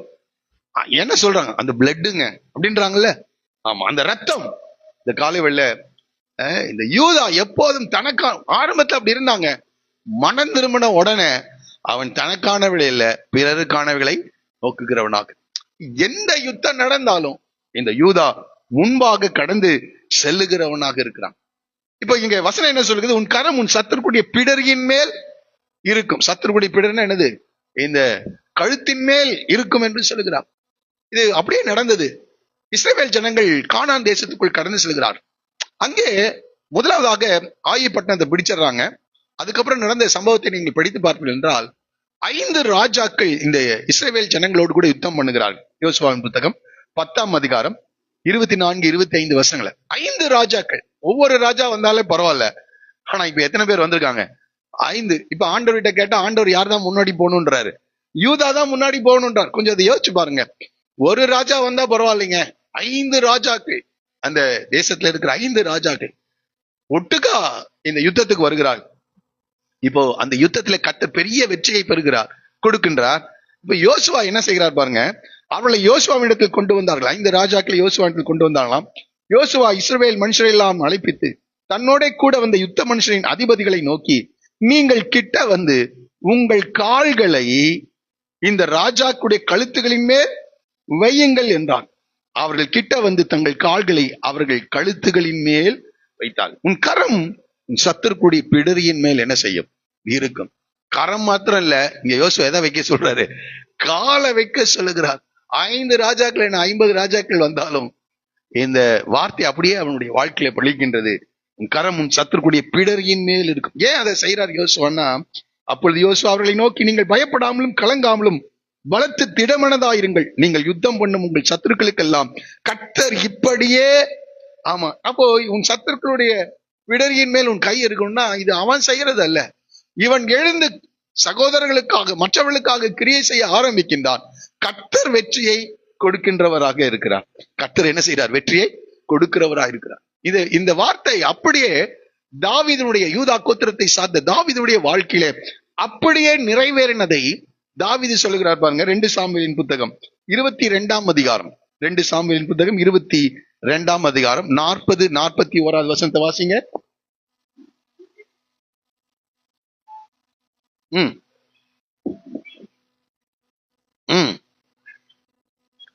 நான் என் பகைஞரை சங்கரிக்கும்படியாக என் சத்துருக்களின் பிடரியை எனக்கு, அந்த வார்த்தை அப்படியே அந்த கோத்திரத்தில் நிறைவேறுகிறதை நான் பார்த்தேன். அப்ப பாருங்க, யுத்தத்துல அவன் பின்னாடி எல்லாம் வரல, அவன் தயங்கல, எப்போதும் நானே போகணுமான்னு சொல்லல. அவன் மற்றவர்களுக்காக வாழ தன்னை அர்ப்பணிக்கின்றான், மற்றவர்களுக்காக. அப்போ என்ன நடக்குது, ஆண்டவர் சொல்றாரு, உன் கரம் உன் சத்துருடைய பிடரியின் மேல் இருக்கும். ஒரு பெரிய வாக்குத்தத்தம். ஆனா இங்க யூதாவுடைய கோத்திரத்தை சார்ந்த தாவீது சொல்கிறார், நான் என் பகைஞரை சங்கரிக்கும்படியாக என் சத்துருக்களின் பிடரியை எனக்கு ஒப்பு கொடுத்தீர். அப்படி ஒப்பு கொடுக்கிறதற்கு தேவன் என்ன செய்தாராம், யுத்தத்திற்கு நீர் என்னை பலத்தால் இடைக்கட்டி. இந்த கோத்திரத்தை கர்த்தர் அப்படி ட்ரெயின் பண்ணிருக்கார். யுத்தத்திலே நீர் என்னை பலத்தால் இடை கட்டினீர். அப்போ அந்த கோத்திரத்தில் இருக்கிற எல்லாரும் எப்படி இருக்காங்க, பலசாலிகளா இருக்கிறாங்க. கர்த்தர் அவர்களை யுத்தத்திலே பயிற்றுவித்திருக்கிற தேவனா இருக்கிறார். நீங்க நம்ம மற்றவர்களுக்காக செயல்பட ஆரம்பிக்கணும்னா ஆண்டவர் சில ட்ரைனிங் எல்லாம் நமக்கு என்ன செய்யறாரு, கொடுக்கிறார். தாவீதுக்கு பாருங்க, அவன் கோலியாத்தை மேற்கொள்ளணும், அதுக்காக அவனுக்கு கர்த்தர் பயிற்சியை கொடுக்கின்றார். ஒரு விசை ஒரு சிங்கமும் ஒரு விசை ஒரு கரடியும் என்ன செய்து வருகிறது, அந்த கரடியும் சிங்கத்தையும் கொல்லுகிறார். இப்போ வெறும் கூழாங்கற்களோடு கூட ஒரு பெரிய கோலியாத்தை அவன் வெற்றி பெறுகிறவனா இருக்கிறான். அதான் இங்க நம்ம படிக்கிறோம், யுத்தத்திற்கு நீர் என்னை பலத்தால் இடைக்கட்டி என் மேல் எழும்பினவர்களை என் கீழ் மடங்க. இது கர்த்தர் செய்கிற காரியமா. அப்ப தேவன், நாம் அதை விரும்பினா போதும், கர்த்தர் நம்மை பயிற்றுவிக்கிற தேவனா இருக்கிறார். பல சூழ்நிலைகளுக்கு மத்தியிலே நம்மை கொண்டு போய், அதான் ஒரு இடத்துல சொல்றார், என் கைகளை போருக்கும் என் விரல்களை யுத்தத்திற்கும் படிப்பிக்கிற என் கண்மலையாகிய கர்த்தருக்கு ஸ்தோத்திரம் என்று சொல்கிறார். ஆண்டவர் நம்மை படிப்பிக்கிற தேவனாக அவர் காணப்படுகிறார். ஆகவே இந்த வார்த்தை சொல்லுகிறது. அடுத்த வார்த்தை பாருங்க, உன் கரம் உன் சத்துருக்களுடைய பிடரியின் மேல் இருக்கும், உன் தகப்பனுடைய புத்திரர் உன் முன் என்ன செய்வார்கள்? பணிவார்கள். உன் தகப்பனுடைய புத்திரர் உன் முன் பணிவார். ஏன்னா இவன் சகோதரர்களுக்காக, இங்க இந்த இடத்துல பாருங்க, உன் தாயின் புத்திரர் உனக்கு முன்பாக பணிவார்கள் என்று சொல்லல, உன் தகப்பனுடைய புத்திரர் என்று சொல்லி ஆதியாகமம் 27:29 உன் தாயின் பிள்ளைகள் என்று சொல்லப்பட்டிருக்கிறது. தாயின் பிள்ளைகள் ஈசாக்குன்னு சொல்றாருன்னு நினைக்கிறேன். தாயின் பிள்ளைகள் உனக்கு முன்பாக பணிவார்கள். ஆனால் இந்த இடத்துல நம்ம படிக்கும்போது உன் தகப்பனுடைய தகப்பனுடைய புத்திரனா யாரு? மற்ற 12 கோத்திரத்தாரும் உனக்கு முன்பாக பணிவார்கள் என்று சொல்கிறார். ஏனென்றால் சகோதரனுக்காக இந்த இந்த இந்த நிலை அப்படியே யோசேப்பு சொல்கிறான். சகோதரர் சூரியனும் சந்திரனும் 11 நட்சத்திரங்களும் என்னை வணங்கினது என்று சொல்கிறார். ஆனால் இந்த யூதா மற்றவர்களுக்காக தன்னுடைய வாழ்க்கையை அர்ப்பணித்த போது ஆண்டவர் சொல்கிறார், உன் சகோதரர்கள் எல்லாரும் தகப்பனுடைய புத்திரர் உன்முன் பணிவார்கள் என்று சொல்லுகிறார். முன் பணிவார். இது அப்படியே இயேசு கிறிஸ்துவுக்கு ஒப்பிட்டு நான் பார்க்கிறேன். மனுக்குலத்தின் ரட்சிப்புக்காக தன்னுடைய வாழ்க்கையே, தன்னுடைய ஜீவனையே, தன்னுடைய சரீரத்தையே சிலுவையில ஒப்பு கொடுத்தார். அவரும் எந்த கோத்திரத்தை தான் பிறக்கிறாரு? யூதா கோத்திரத்தை தான் பிறக்கிறார். ஆகவே வானோர் பூதலத்தோர் பூமியின் கீழானுடைய எல்லா முழங்கால்களும் அவருக்கு முன்பாக முடங்கும்படி என்று சொல்லப்படுகிறது. ஒரு சொல்லுவோமா? அவ அந்த கோத்திரத்தில் இருக்கிறவர்களுக்கே உள்ள ஒரு உணர்வாக காணப்படுகிறது. இந்த கோத்திரத்தை என்னன்னா, அவர்கள் தனக்கானவைகள் இல்ல, பிறருக்கானவைகளை நோக்குவார்களா? கிறிஸ்து இயேசுவில் இருந்த சிந்தை நமக்குள் இருக்கும் என்றால் நிச்சயமாக நம்முடைய வாழ்க்கையில், நம்முடைய சந்ததிகளிலும் இந்த வார்த்தை பலிக்கும். சகோதரரால் புகழப்படுபவன் நீயே என்ற வார்த்தை.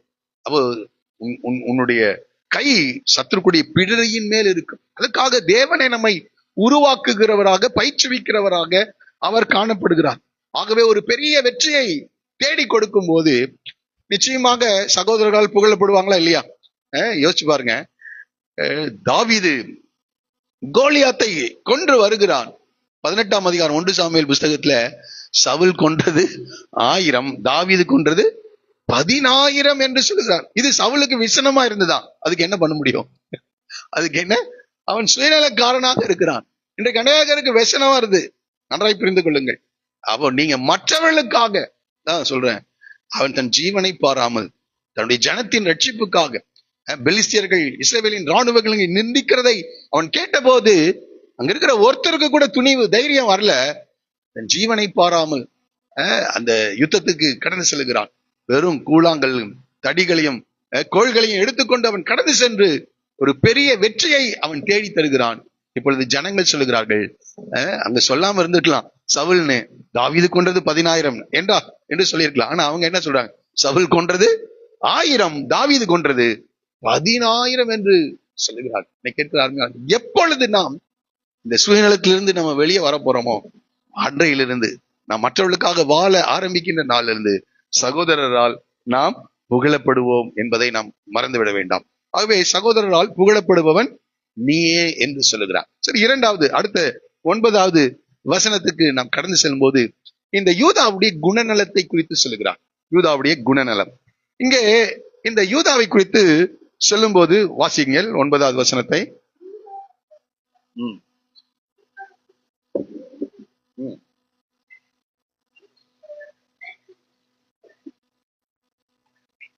அவனை எழுப்புகிறவன் யார்? இப்போ இந்த யூதாவுடைய குணாதிசயத்தை குறித்து சொல்லும் போது சிங்கம் என்று குறிப்பிடுகிறார். அசிங்கம் இல்ல, இது என்னது? சிங்கம். இன்றைக்கு நிறைய வாழ்க்கையில அசிங்கம் தான் இருக்கு.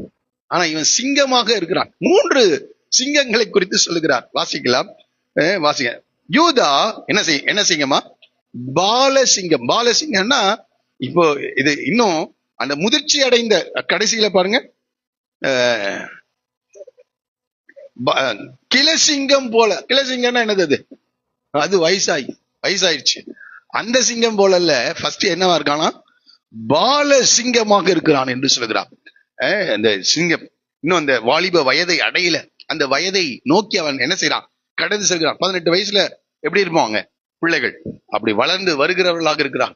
அதுபோல ஒரு வாலிப 30 வயது வரும்போது அவர்கள் எதையும் செய்ய பலன் உள்ளவர்களாக இருக்கிறார். அது போல இங்க முதலாவது சொல்றாரு பால சிங்கம் என்று சொல்லுகிறார். பாலசிங்கம். இந்த சிங்கம் என்றாலே வல்லமையையும் அரசாட்சியையும் காட்டுகிறதா இருக்குது. எதை எதை எதை எதை கொடுக்கிறது? வல்லமை அல்லது பலனை காட்டுகிறது, அரசாட்சியை அது காட்டுகிறதாக இருக்கிறது. அது மாத்திரம் இல்ல, இந்த இந்த சிங்கம் நமக்கு எல்லாருக்கும் தெரியும், காட்டு மிருகங்கள்ல அதுக்கு என்னன்னு பேரு? ராஜா என்று பேர். ஆகவே இந்த கோத்திரத்திலே ராஜாக்கள் உருவாக போகிறார்கள் என்பதை அவன் அறிந்திருக்கிறான். ஆகவே இந்த இவனுடைய குணாதிசயம் எல்லாம் சத்துருக்களின் பிடரியின் மேல இருக்குது. தைரியமாக அவர்கள் மற்றவர்களுக்காக அவன் வாழ அல்லது யுத்தத்தில் முன்னணியிலே செல்லுகிறவனா இருக்கிறான் என்றெல்லாம் சொல்லிவிட்டு இவனுடைய குணாதிசயத்தை குறித்து சொல்லும் போது அவன் பால சிங்கமா இருக்கு. 3 வித சிங்கங்களை குறித்து சொல்லுகிறாங்க. ஃபர்ஸ்ட் அவன் பால சிங்கமா, இரண்டாவது என்ன சொல்கிறார்? சிங்கம் என்று சொல்கிறார். ஆங்கிலத்துல அது பெண் சிங்கம் என்று சொல்லப்பட்டிருக்கு. இன்னொரு சில டிரான்ஸ்லேஷன்ல படிச்சேன், அது பெண் சிங்கமா. பொதுவாக ஆண் சிங்கத்தை காட்டிலும் அறிந்தவர்களுக்கு தெரியும் நினைக்கிறேன், அந்த சிங்கத்தினுடைய அந்த ஃபேமிலியிலேயே பெண் சிங்கம் தான் என்ன செய்யுமா? போய் வேட்டையாடி இரையை கொண்டு வந்து கொடுக்குமா. ஆண் சிங்கம் என்ன செய்யும்? இனவிருத்தி மட்டும்தான் செய்யும். அது பேசாம படுத்துட்டு இருக்கும். அப்போ இது இது என்ன சொல்றாங்கன்னா, இந்த யூதா அந்த பெண் சிங்கத்தை போல அதுவும் இரையை கவர்ந்து கொண்டு வந்து குட்டிகளுக்கு கொடுக்கிறதா இருக்கு. அப்போ இதுலயும் கூட அந்த அந்த தனக்கானவிகள் பிறருக்கான ஒரு காரியத்தை அந்த செய்கிறதை பார்க்க. அது மாத்திரம் இல்ல, கிள சிங்கம் போலவும் அது என்ன செய்கிறதா? காணப்படுகிறது என்று சொல். ஆமா, அதை எழுப்புகிறவன், அவனை எழுப்புகிறவன் சிங்கத்தை போய் எழுப்ப முடியுமா நம்மால? ஆகவே அதனுடைய குணாதிசயத்தை குறித்து சொல்கிறார். அது பலனுடையதாக அல்லது சூழ்நிலைகளை அரசாட்சி ஆளுகை செய்யக்கூடியவனாக அவன் காணப்படுவான் என்று சொல்கிறான். ஆளுகை செய்யக்கூடியவன். அவனை ஒருத்தனை என்ன செய்ய முடியாது? எழுப்ப முடியாது. அவன் ஒரு தலைவனாக, ஒரு ராஜாவை போல செயல்படுகிறவனாக அவன் காணப்படுவான் என்று சொல்கிறார். இந்த சிங்கத்திலிருந்து கற்றுக்கொள்கிற இன்னொரு 2 வசனத்தை உங்களுக்கு முன்பாக நான் வைக்க விரும்புகிறேன். ஏன் இங்கே சிங்கத்தை குறித்து சொல்கிறார் என்றால், வாசிங்கள் உபாகமத்தின் புஸ்தகம் 30ஆம் அதிகாரம் 22வது வசனத்துல இந்த சிங்கத்தினுடைய ஒரு தன்மையை குறித்து நாம் படிக்கிறோம். தான் என்ற மனிதனை குறித்து மோசே சொல்லும் போது சொல்கிறார், தானை குறித்து, தான் ஒரு பால சிங்கம், அவன் பாசானில் இருந்து என்ன செய்வானா? பாய்வான் என்று சொல்லப்படுது. உபாகமம் 33:22. தான் ஒரு பால சிங்கம். இங்கே கூட அதான் படிக்கிறோம், யூதா ஒரு பால சிங்கம். ஏன் அந்த பால சிங்கம் அந்த வாலிப சிங்கத்தை குறித்து சொல்லுகிறார் என்றால், அவன் பாசானில் இருந்து என்ன செய்வானா? பாய்வான். ஆமா ஆமா, துரிதமாக செயல்படுகிறவனாக காணப்படுவான். இந்த யூதா யாருங்க? சகோதரரால் புகழப்படுகிறவனாக அவன் காணப்பட்டான். சோம்பேறி அல்ல. நம்ம கிட்ட ஒரு வேலை சொன்னா எவ்வளவு துரிதமாக செயல்படுகிறோம் பாருங்க. நாளைக்கு செய்யலாங்க, அப்புறம் செய்யலாம், இல்லைன்னா மறந்துடுவோம். ஆனா இந்த யூதா யாரா? பாசானிலிருந்து என்ன செய்வானா? பாய்வான் என்று சொல். பாசான் நமக்கு தெரியும், இந்த சரித்திரத்தை நீங்கள் படித்தீர்கள் என்றால், இஸ்ரவேல் ஜனங்கள் அந்த யோர்தானை கடப்பதற்கு முன்பாக இருக்கிற அந்த பகுதியில் தான் பாசான். அங்கிருந்து அடுத்தது என்னன்னா யோர்தான் வருகிறது. யோர்தானை தாண்டிதான் என்ன வரணும்? வாக்குத்தத்தம் பண்ணப்பட்ட கானான். இங்க நடுவுல என்ன இருக்கு? யோர்தான் நதி, ஆறு இருக்கிறது. இந்த இந்த சிங்கம் என்ன செய்யும்? பாலசிங்கம் நடந்து போகாது, அது என்ன செய்யும்? பாய்ந்து போகும். எல்லா தடைகளையும் அது என்ன செய்யும்? நம்மளா இருந்தா என்ன செய்வோம்? ஐயோ வெளியே குளிருதுங்க, இன்னைக்கு வேண்டாங்க, வெளியே மழை வருது, ஐயோ இது கடினமான வேலை, வழியிலே சிங்கம் இருக்குதுன்னு ஒருத்தன் சொன்னானா, சோம்பேறி. ஆனால் இந்த யூதா என்னது? பாலசி, அது பாசானில் இருந்து என்ன செய்யும்? பாயும் என்று சொல்றார். அதை புரிந்து கொண்டா எவ்வளவு தடைகள் இருந்தாலும் அந்த தடைகளை கடந்து மேற்கொள்ளுகிறவனாக இருக்கிறான். சகோதரரால் புகழப்படுகிறவர்கள் யார் என்றால் அது பால சிங்கம். அது பாய்ந்து செல்லுகிறதாக இருக்கு. தடைகளை மேற்கொள்ளுகிறவர்கள் தான் சகோதரரால் என்ன செய்வாங்க? புகழப்படுவார். தடைகளை பார்த்து அப்படியே சோர்ந்து போய் உட்கார்றதில்ல. இந்த தடைகளை மேற்கொள்ள தேவன் நம்மை பயிற்றுவிக்கிற தேவனா இருக்கிறார். நாம மட்டும் கொஞ்சம் ஆண்டவரோடு கூட இணைந்து செயல்படுவோம் என்றால், எப்படி அந்த சிங்கத்தை கொன்று, கரடியை கொன்று இவனை பயிற்றுவித்து சகல ஜனங்களுக்கு முன்பாக கோலியாத்தை கொள்ளும்படியாக கர்த்தர் என்ன செய்கிறார்? கொண்டு வந்து நிறுத்துகிறார். ஒரே ஒரு காரியம், அந்நாள் முதற்கொண்டு கர்த்தருடைய ஆவியானவர் தாவீதின் மேல் வந்து இறங்கியிருந்தார். தேவனுடைய ஆவியானுடைய ஆளுகையில் இருந்தான். கர்த்தர் அவனை சரியாக பயிற்றுவிக்கின்ற தேவனாய் இருந்தார். ஆனா அந்த பயிற்றுவிக்கிறதா இருந்ததுனால பெரிய தடைகள் எல்லாம் அவனுக்கு ஒன்றும் இல்ல, அவன் தைரியமாக செயல்படுகிறவனாய். அப்ப பாலசிங்கம் என்றால் தடைகளை மேற்கொள்ளுகின்ற ஒரு சிங்கமாக அது காணப்படுகிறது. அது மாத்திரம் இல்ல, இன்னொரு இடத்த நான் படித்தேன். உபாகம் 33:20, அதே அதிகாரத்தில் 33:20 வாசிங்க. ம் ம் புயத்தையும் உச்சந்தலையையும் பீறி போடுகிறவனாக இருக்கிறான். சிங்கத்தை போல தங்கியிருந்து புயத்தையும் உச்சந்தலையையும் என்ன செய்வானா? பீறி போடுவான். அது வெற்றியை குறிக்கிறது. போற இடத்துல எல்லாம் என்னதான்? இந்த சிங்கத்துக்கு வெற்றி தாங்க. அது எந்த மிருகமும் அதை ஒன்றும் செய்ய முடியாது. அதே போல இந்த யூதா எங்கெல்லாம் கடந்து செல்கிறானோ, எங்கெல்லாம் யுத்தத்திற்கு அவன் கடந்து செல்கிறானோ, அங்கெல்லாம் வெற்றியையே அவன் குவிக்கிறவனாக இருக்கிறான். தாவீதுடைய வாழ்க்கையில 40 வருஷம் இஸ்ரவேல் தேசத்தை அவன் ஆளுகை செய்தான். எல்லாவற்றின் மேலும் வெற்றி தான். போன இடங்களில் எல்லாம் கர்த்தர் என்ன செய்தார்? வெற்றியை கொடுத்தார். சவுலுடைய படைத்தளபதியாக இருந்த போதிலும் சரி, போகிற இடங்களில் எல்லாம் அவன் புத்திமானாய் நடக்கிறதை கண்டு, யாராவது சொல்லி முடிங்களேன், சவுல் என்ன செய்தானா? அவனுக்கு பயந்திருந்தான் என்று சொல்லப்பட்டிருக்கிறது. அவனுக்கு பயந்திருந்தான். அப்போ இவன் போகிற இடங்களில் எல்லாம் எந்த யுத்தத்திற்கு கடந்து சென்றாலும் வெற்றி. ஒரே காரணம், எந்த கோத்திரத்திலிருந்து வர்றான்? யூதா கோத்திரத்திலிருந்து. வெற்றி தான். இயேசு கிறிஸ்துவும் அதே போலதான். ஸ்ரீயின் வித்தாக அவர் வருவார் என்று சொல்லப்பட்டிருந்தது. ஆபிரகாமின் சந்ததியிலே அவர் பிறப்பார் என்று ஆதியாகமம் 12:3 சொல்லப்பட்டிருக்கிறது. அவர் யூதா கோத்திரத்தில், அடுத்த வசனம் படிக்கிறோம், சமாதான கர்த்தர் வருகிறார், யூதா கோத்திரத்திலிருந்து வருகிறார். அவர் சிலுவையிலே சாத்தானுடைய தலையை என்ன செய்தாராம்? நசுக்கினார் என்று சொல்லப்பட்டது. கொலோசியர் 2வது அதிகாரத்திலே அவனை வெற்றி சிறந்தார் என்று சொல்லப்பட்டிருக்கிறது. வாசிக்கலாமா? கொலோசியர் 2வது அதிகாரம் எத்தனாவது வசனம்? 14 வாசிங்க சிஸ்டர். 2:14. நமக்கு எதிரடையாகவும் கட்டளைகளால் நமக்கு விரோதமாகவும் இருந்த கையெழுத்தை குலைத்து அதை நடுவிலிராதபடிக்கு எடுத்து சிலுவையின் மேல் ஆணி அடித்து துரைத்தனங்களையும் அதிகாரங்களையும் உரிந்து கொண்டு வெளியரங்கமான கோலமாக்கி அவைகளின் மேல் சிலுவையிலே என்ன செய்தார்? வெற்றி சிறந்தார். அவருக்கு தோல்வியே இல்லை. அதுதான் இங்கே நம்ம படிக்கிற காரியம். அவன் அவன் அவன் சிங்கத்தை போல தங்கியிருந்து புயத்தையும் உச்சந்தலையும் பீறி போடுவான். யூதா கோத்திரத்தை சார்ந்த எல்லாருமே அப்படி ஒரு ஒரு ஒரு தைரியசாலிகளாக, மற்றவர்களுக்காக கிரியை செய்கிறவர்களாக அவர்கள் இருந்தாங்க. தடைகளை தாண்டி பாய்ந்து செல்கிறவர்களாக அவர்கள் காணப்படுவாங்க. அது மாத்திரம் இல்ல, அவர்கள் போகிற இடங்களிலெல்லாம் வெற்றியை மாத்திரமே அவர்கள் பெற்று வருகிறவர்களாக அவர்கள் காணப்படுகிறார்கள். ஆகவேதான் இங்கே சொல்லப்படுகிறது, யூதா பாலசிங்கம், நீ இறை கவர்ந்து கொண்டு ஏறி போனாய், என் மகனே சிங்கம் போலும் கிளசிங்கம் போலவும் மடங்கி படுத்தான், அவனை எழுப்புகிறவன் யார் என்று படி. மூன்றாவது நிலையில இந்த யூதா கோத்திரம் சகோதரரால் புகழப்படுவதற்கு காரணம் என்னன்னா, நான் சொன்ன முதல்ல கிருபை என்று சொன்னேன். இரண்டாவது நான் சொன்னேன், அவன் சுயநீதி சுயநலத்தை விட்டு வெளியே வருகிறவன் என்று சொன்னேன். இன்னும் சில காரியங்களை நான் சொன்னேன். அவனுடைய குணாதிசயத்தை குறித்தெல்லாம் நம்ம படித்தோம். அவன் உன்னுடைய தகப்பனுடைய புத்திரர் அல்லது உன் சத்துருக்களின் பிழரின் மேல் உன் கை இருக்கும் என்று சொல்லி எப்போதும் சத்துருக்களுக்கு எதிராக யுத்தம் பண்ணுகிறவனாக சில காரியங்களை சொன்னேன். அடுத்ததாக 10வது வசனத்துல இங்கே ஒரு காரியம் சொல்லப்படுது, சமாதான கர்த்தர் வருமளவும் செங்கோல் யூதாவை விட்டு நீங்குவது இல்லை என்று சொல்ல. இந்த யூதாவை குறித்து சொல்லி கொண்டு வரும்போது இங்கே நம்ம படிக்கிற காரியம் என்னன்னா, ஒரு மிக முக்கியமான ஒரு ஒரு ஒரு காரியத்தை அங்கே சொல்லுகிறார். ஒரு பெரிய எதிர்பார்ப்பை குறித்தும் ஒரு ஆச்சரியமான ஒரு காரியத்தை குறித்தும் இங்கே யாக்கோபு சொல்லுகிறார். இந்த கோத்திரத்திலே சமாதான கர்த்தர் என்ன செய்வாராம்? வருவார். இது இந்த மாதிரி ஒரு ஆசீர்வாதத்தை எந்த கோத்திரத்துக்கும் என்ன செய்வே இல்லை. யோசேப்பு ஆசீர்வதிக்கப்பட்டவன் தான். சேஷபுத்திர ஆசீர்வாதத்தை அவன் பெற்றுக்கொண்டான். பல காரியங்கள் அவனுடைய வாழ்க்கையில சொல்லப்பட்டாலும் இந்த யூதாவுடைய வாழ்க்கையில சொல்லப்படும் போது சமாதான கர்த்தர் என்ன செய்வார்?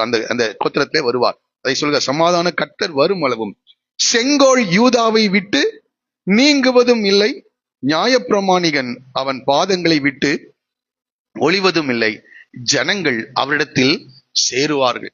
அப்போ இந்த கோத்திரத்திலே சமாதான கர்த்தர் வருவார். எவ்வளவு பெரிய தீர்க்கதரிசி பாருங்க. ஏறக்குறைய 2000 ஆண்டுகளுக்கு பின்பு இயேசு கிறிஸ்து பிறக்க போகிறதை, இந்த யூதா கோத்திரத்திலே இயேசு பிறக்க போகிறதை தேவன் யாக்கோபின் மூலமாக என்ன செய்கிறார்? இங்க வெளிப்படுத்துகிறார்.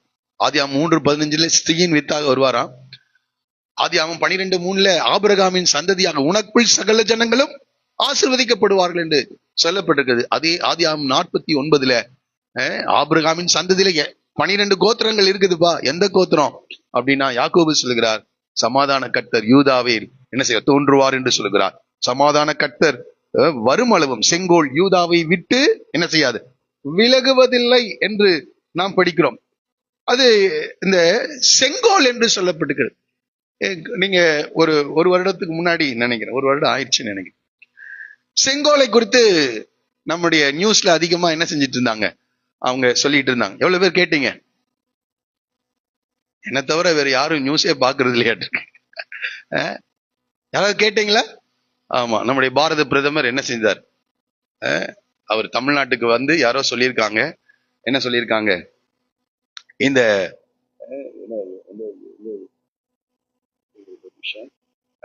சோழர்கள் இந்த தமிழ்நாட்டை ஆளுகை செய்து கொண்டிருந்த போது அந்த சோழர் ராஜாக்கள் எதை வச்சிருந்தாங்களாம்? செங்கோலை வைத்திருந்தார்கள் என்று சொல்ல. ராஜா கிட்ட என்ன இருக்கும்? செங்கோல். உடனே இதை யாரோ அவருக்கு சொல்லியிருக்காங்க. உடனே அவர் என்ன செய்ய, தமிழ்நாட்டுக்கு வந்து ஏதோ ஒரு மிக முக்கியமான பாரம்பரியம் மிக்க ஒரு தங்க ஆசாரி கிட்ட ஒரு செங்கோலை என்ன செய்திருக்கிறார், செய்து அதை எடுத்துக்கொண்டு எங்க போய் வச்சாங்க? அதையாவது யாருக்கா தெரியுமா? பாராளுமன்றத்துல கொண்டு போய் என்ன செய்தாங்க, அதுக்கு ஒரு பெரிய ஒரு விழாவையே என்ன செய்தாங்க, எடுத்தார்கள். எவ்வளவு பேருக்கு அதை கேட்டிருக்கீங்க? இதை படிக்கும் போது அதை ஞாபகம் வந்துச்சு. செங்கோல். அவங்க என்ன சொன்னாங்கன்னா, சோழ மன்னர்கள் தான் எதை வச்சிருந்தாங்களாம், முதல் சோழ மன்னர்கள் தான் இந்த செங்கோலை பயன்படுத்தினார்கள் என்று சொல்லு. செங்கோல் எதற்காக வைத்திருந்தாங்கன்னு அடுத்தது சொல்றேன்.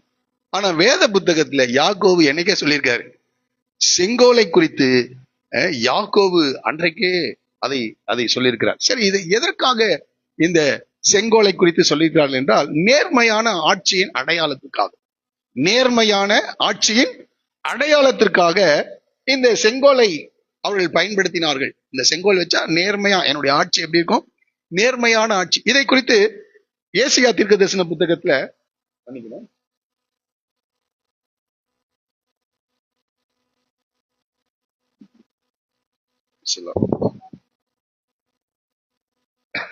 வசனத்துல மன்னிக்கணும், எபிரேயருக்கு எழுதின நிருபம் 1ஆம் அதிகாரம் 8வது வசனத்துல 2000 ஆண்டுகளுக்கு முன்பாக நாம இங்க படிக்கிறோம். எபிரேயர் 1:8 வாசிங்க. குமாரனை நோக்கி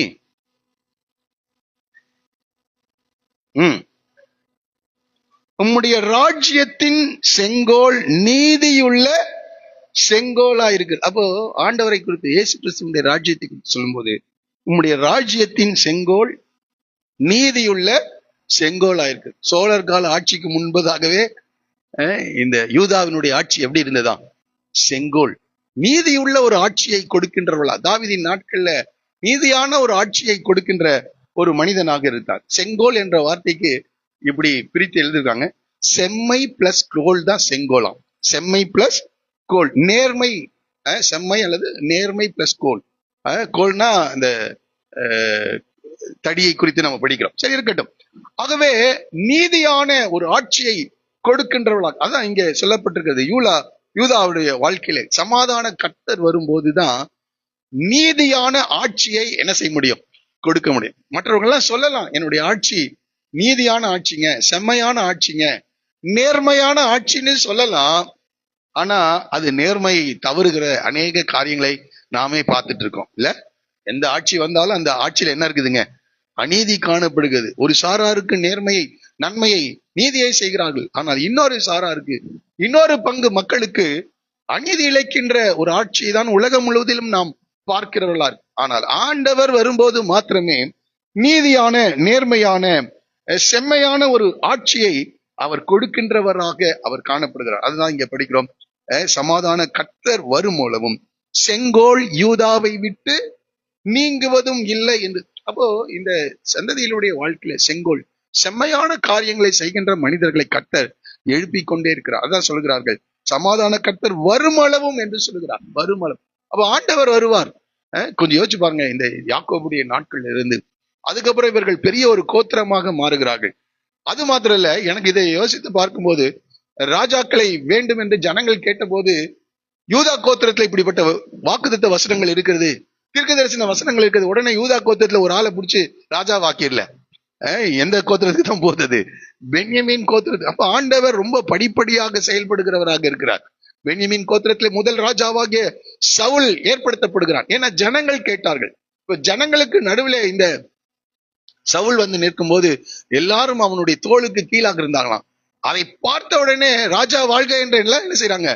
கத்துறாங்க. ஆனா ஒரே வருடத்துல அவன் தன்னுடைய ராஜ்யபாரத்தை இழந்து போனான் என்று சொல்லப்படுகிறது. ஆனால் ஆண்டவர் சொல்கிறார், என் இருதயத்திற்கு ஏற்ற ஒரு மனிதனை நான் தேடி இந்த சமஸ்த இஸ்ரவேலுக்கு அவனை ராஜாவாக ஏற்படுத்த போகிறேன் என்று சொல்கிறார். அவன் எனக்கு சித்தமானவைகளை எல்லாம் செய்வான் என்று சொல்லி இந்த யூதா கோத்திரத்திலிருந்து இந்த தாவீதை தேவன் தெரிந்தெடுக்கிறார். சாமுவேல் கிட்ட சொல்றார், ஈசாயின் குடும்பத்தால் ஒருவனை நான் தெரிந்து கொண்டேன் என்று தெளிவாக ஆண்டவர் சொல்கிறார். நீ எழுந்து பெத்லகேமியனாகி ஈசாயின் வீட்டுக்கு என்ன செய், ஓய் என்று அவனை அபிஷேகம் பண்ணு என்று சொல்லி அனுப்புகிறார். அப்போ இந்த தீர்க்க தரிசன வசனங்கள் எப்படி நிறைவேறுகிறது பாருங்க. இந்த பென்யமீன் கோத்திரத்துல சவுல் ராஜாவாக அபிஷேகம் பண்ணும் போது இந்த வேதத்தை அறிந்தவர்கள் யாராவது இருந்திருந்தா, நம்மளா இருந்தா என்ன சொல்லுவோம்? என்னங்க ஆண்டவர் சொன்னாரு, என்னன்னு சொன்னாரு? யூதா சமாதான கர்த்தர் வருமளவும் செங்கோல் யூதாவை விட்டு நீங்குவதில்லை என்று சொன்னார். இப்ப யார் வந்திருக்கா? பென்யமீன் கோத்திரத்துல இருந்து ஒருத்தர் வந்திருக்கா. கர்த்தர் பொய் சொல்லுகிறாரா? தீத்துவின் நிருபம் சொல்லுகிறது, எவ்வளவு வேணும் பொய்யுரையாத தேவன், எவ்வளவு வேணும்.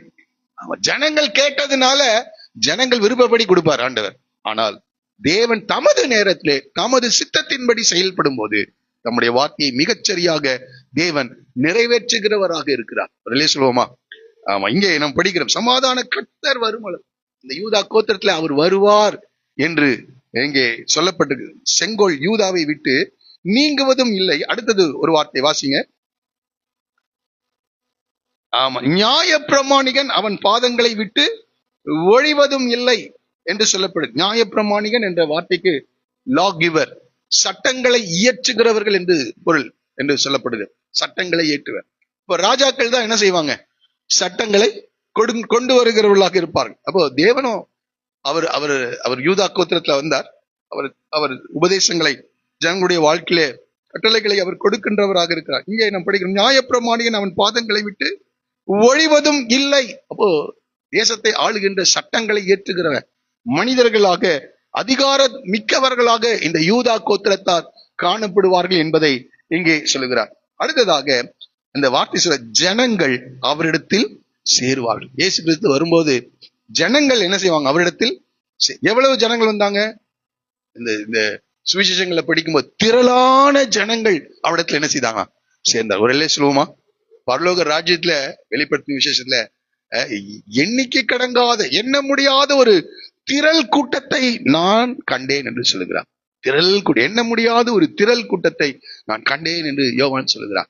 அப்போ ஜனங்கள் அவரிடத்தில் என்ன செய்வாங்க? சேர்வாங்க. சமாதான, அந்த ஆண்டவருக்கு பேர் என்னங்க? சமாதான கர்த்தர் என்று சொல்லப்படுது. இந்த பூமியில இருக்க எந்த ராஜாவும் சமாதானத்தை கொடுக்க வருகிறேன் என்று சொல்லுவாங்க. சமாதானத்தை என்ன செய்ய முடியாது? கொடுக்க முடியாது. ஆமா, சமாதானத்தை நேற்றைய தினத்தில் அமெரிக்க ஐக்கிய நாடுகள் செய்த காரியங்களை நீங்கள் படித்து கேட்டிருப்பீர்கள் நினைக்கிறேன். இன்னொரு தேசத்துக்குள்ள புகுந்து அந்த ராஜாவை, அந்த அதிபதியை என்ன செஞ்சுட்டாங்க? தூக்கிட்டு வந்துட்டாங்க. எப்படி வழிபட்ட காரியங்களை செய்யறாங்க பாருங்க. இந்த உலகத்துல எந்த ராஜாவும் சமாதானத்தை கொடுக்க முடியாது. ஆனால் இயேசு மாத்திரமே சமாதான கர்த்தரா இருக்கிறார், சமாதான பிரபுவா இருக்கிறார், சமாதான பிரபுவாக இருக்கிறார், சமாதான கர்த்தர். அதனால்தான் அவர் போகும்போது சீஷர்களை பார்த்து சொல்கிறார், என் சமாதானத்தை நான் உங்களுக்கு வைத்து போகிறேன் என்று சொல்கிறார். என் சமாதானத்தை உங்களுக்கு நான் வைத்து போகிறேன், உலகம் கொடுக்கிற பிரகாரம் அல்ல. ஆண்டவர்கிட்ட நம்ம வரும்போது திரளான ஜனங்கள் அவரிடத்தில் சேருவார்கள்.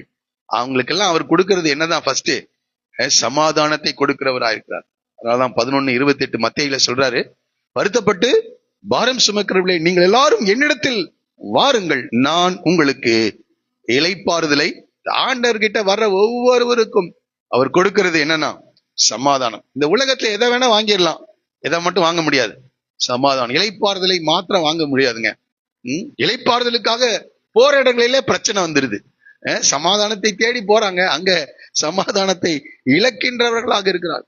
குடும்பங்களிலே சமாதானம் இழந்திருக்கிறது.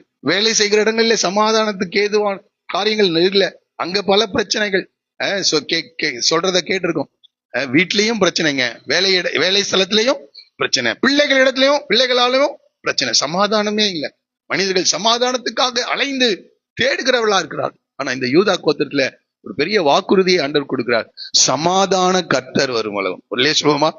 ஆமா, இந்த யூதா உடைய கோத்திரத்துல சமாதான கர்த்தர், அவருக்கு பேரே ஒரு அற்புதமான, சமாதான பிரபுவாக, சமாதான கர்த்தராக, சமாதானத்தின் தேவனாக அவர் வெளிப்படுகிறார். சமாதான கர்த்தர் வரும். செங்கோல் யூதாவை விட்டு விலகுவதும் இல்லை, நியாயப்பிரமாணிகன் அவன் பாதங்களை விட்டு ஒழிவதும் இல்லை, ஜனங்கள் அவரிடத்தில் சேருவார். ஆகவே சமாதானம் வேணும்னா வேற ஏதாவது யூடியூப் பார்த்துட்டு உட்கார்ந்துட்டு இருக்காதீங்க. யார்கிட்ட வாங்க, கொஞ்சம் சமாதானத்தின் தேவன் கிட்ட வந்தீங்கன்னா சமாதானத்தை அவர் அழுகிறவரா இருக்கிறார். உங்களுடைய பிரச்சனைகளிலிருந்து, உங்களுடைய பாரங்களிலிருந்து, உங்கள் வேதனைகளிலிருந்து. அதான் சொல்கிறார், பாரம் சுமக்கிறவர்களே நீங்கள் யாரும் என்னிடத்தில் வாருங்கள், நான் உங்களுக்கு இளைப்பாறுதலை தருவேன் என்று சொல்லுகிறார். இளைப்பாறுதலுக்கு எங்கதான் போனோம்? ஆண்டவர் பாதத்துல கொஞ்சம் போய் உட்கார்ந்தீங்கன்னா அந்த பாரங்களை நீக்குகிறவராக, அந்த சுமைகளை அவர் சுமக்கிறவராக. அதனால்தான் கர்த்தர் மேல் உன் பாரத்தை வைத்து விடு. ஏனென்றால் அவர் சமாதானத்தின் தேவன், சமாதான கர்த்தரா இருக்கிறார். அவர் உங்களை விசாரிக்கிறவர் ஆனபடியால் உங்கள் கவலைகள் எல்லாம் அவர் மேல் வைத்து விடுங்க. அப்போ நம்ம வேதனைகள் வரும்போது, பாரங்கள் வரும்போது, பிரச்சனைகள் நம்மை சுற்றிலும் அழுத்தும் போது நாம செல்ல வேண்டிய ஒரே ஒரு இடம் எதுதான்? சமாதான கர்த்தர் இடத்திலே. இந்த காலை வேளையில வேற எங்கேயாவது போயிடாதீங்க. சிலர் என்ன செய்யறாங்க, எனக்கு வேதனை வந்தா நல்லா தூங்கிடுவாங்க அப்படின்றாங்க. ஒருத்தர் எங்கிட்ட சிலர் சொல்றாங்க, என்ன நான் நல்லா சாப்பிட்டு என்ன செய்வேன், எங்கேயாவது தனியா போய் என்ன செய்வேன், சுற்றி விட்டு வருவேன் என்று சொல்லுகிறார். அங்கெல்லாம் போனீங்கனாலும் திரும்பி என்னதான் வரும், அந்த சூழ்நிலைக்குள்ளதான் என்ன செய்யணும், வந்தாகணும். அந்த இடத்துக்கு தான் நீங்க வந்தாகணும். அதுவே அதெல்லாம் ஒரு ரெமெடி கிடையாது. ஒரே ஒரு ரெமெடி தான் இருக்குது. எங்கதான்? சமாதான கர்த்தர். அதான் விசாரிக்கிறவர் ஆனபடியால் உங்கள் கவலைகள் எல்லாம் அவர் மேல் வைத்து விடு. கர்த்தர் மேல் உன் பாரத்தை வைத்து விடு, அவர் உன்னை ஆதரிப்பார் என்று சொல்லப்பட்டது. அப்போ அந்த சூழ்நிலையில் நம்ம விடுதலையாக்குகிற நிரந்தரமான சொல்யூஷன் கொடுக்கிறது யாரு மட்டும்தான்? ஆண்டவர் மாத்திரம்தான். ஆகவே இங்கே நாம் படிக்கிறோம், சமாதான கர்த்தர் வருமளவும் செங்கோல் யூதாவை விட்டு நீங்குவதும் இல்லை, நியாயப்பிரமாணிகன் அவன் பாதங்களை விட்டு ஒழிவதும் இல்லை, ஜனங்கள் அவரிடத்தில் சேருவார். ஆகவே ஆண்டவரிடத்துல நம்ம சேரும் போது சமாதானத்தை நாம் பெற்றுக்கொள்ளும். ஆகவே இந்த கோத்திரம் ரொம்ப விசேஷமானது. சகோதரரால் புகழப்படுபவன் நீயே என்று சொல்லுகிறார். அடுத்தது, இந்த ஆண்டவருடைய ஆளுகையிலே நடைபெறுகிற காரியத்தை குறிக்கப்படுகிறார். சமாதான கர்த்தர் வர்றாரு. செங்கோல்னா ஆட்சியை குறிக்கிறது. இவருடைய ஆட்சியின் கீழாக அந்த தேசம் எப்படி இருக்கும் என்பதை 11-12 வசனங்களிலே நாம் படிக்கிறோம். படிக்கலாமா? எல்லாரும் சேர்ந்து படிக்கலாமா? 11-12 வசனங்களை எல்லாரும் சேர்ந்து படிப்போம். அவன் தன் கழுதை குட்டியை திராட்சை செடியிலும் தன் கோழிகை கழுதைகளின் குட்டியை நற்குல திராட்சை செடியிலும் கட்டுவான். திராட்சை ரசத்திலே தன் வஸ்திரத்தையும் திராட்சை பழங்களின் ரத்தத்திலே தன் அங்கேயும் தோய்ப்பான். அவன் கண்கள் திராட்சை ரசத்தினால் சிவப்பாயும் அவன் பற்கள் பாலினால் வெண்மையாயும் இருக்கு. ஒரு வார்த்தை மறுபடியும் வருது. என்ன வார்த்தைங்க? திராட்சை செடி. எத்தனை தடவை வரும்னு கொஞ்சம் எண்ணி சொல்லுங்க பாப்போம். தூங்குறவங்க எல்லாம் சரி, எல்லாரும் சேர்ந்து செய்யுங்க. எத்தனை தடவை வருதுங்க? 4, 5, 5 முறை என்னன்னு வருதுங்க? திராட்சை. சமாதான கர்த்தர் என்று சொல்லுகிறார். இங்க அடுத்தது அவருடைய ஆட்சி எப்படி இருக்குன்னா, அந்த வார்த்தையை சொல்லுகிறது, திராட்சை செடி, திராட்சை குறித்து சொல்லுகிறார். திராட்சை குறித்து நம்ம படிக்கணும்னா மகிழ்ச்சியை கொடுக்கின்றதாக இருக்கின்றது. வாசிக்கலாம், ஒரு வசனத்தை நம்ம படிக்கலாம். நியாயாதிபதிகளின் புஸ்தகம் 9ஆம் அதிகாரம் 13வது வசனம். நியாயாதிபதிகள் 9:13.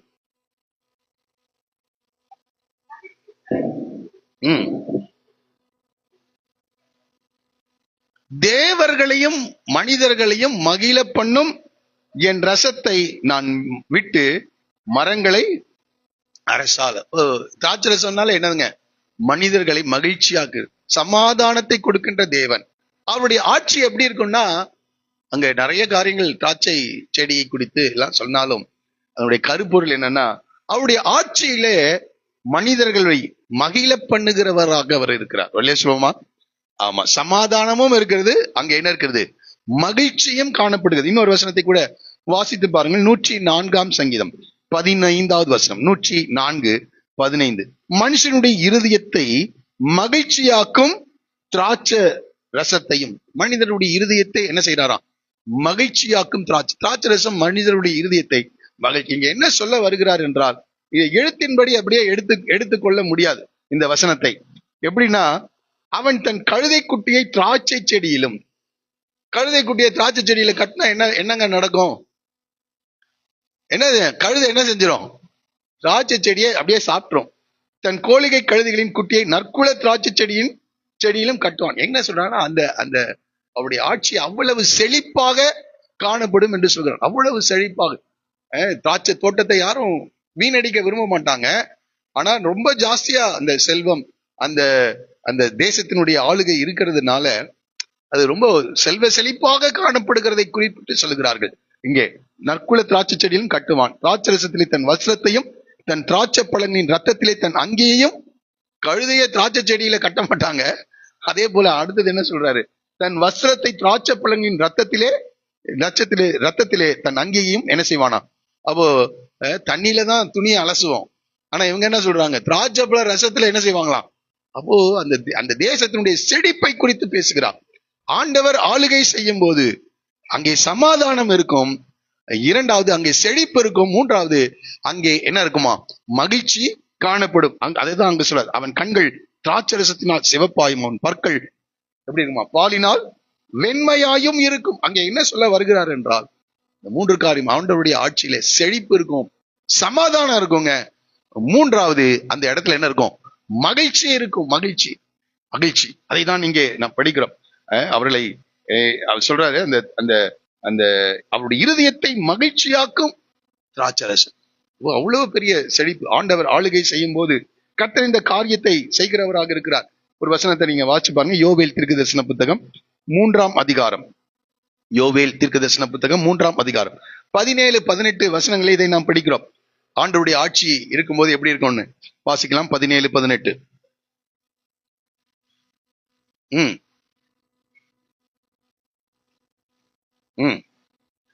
அறிந்து கொள்வீர்கள். இனி அதை கடந்து போவதில்லை. பர்வதங்கள் திராட்சை ரசத்தை பொழியும். ஆமா, எல்லா மலைகளிலும் திராட்சை தோட்டத்தை உருவாக்குவாங்களாம். மலைகள் எப்படி ஓடுமாம்? பாலாய் ஓடும்.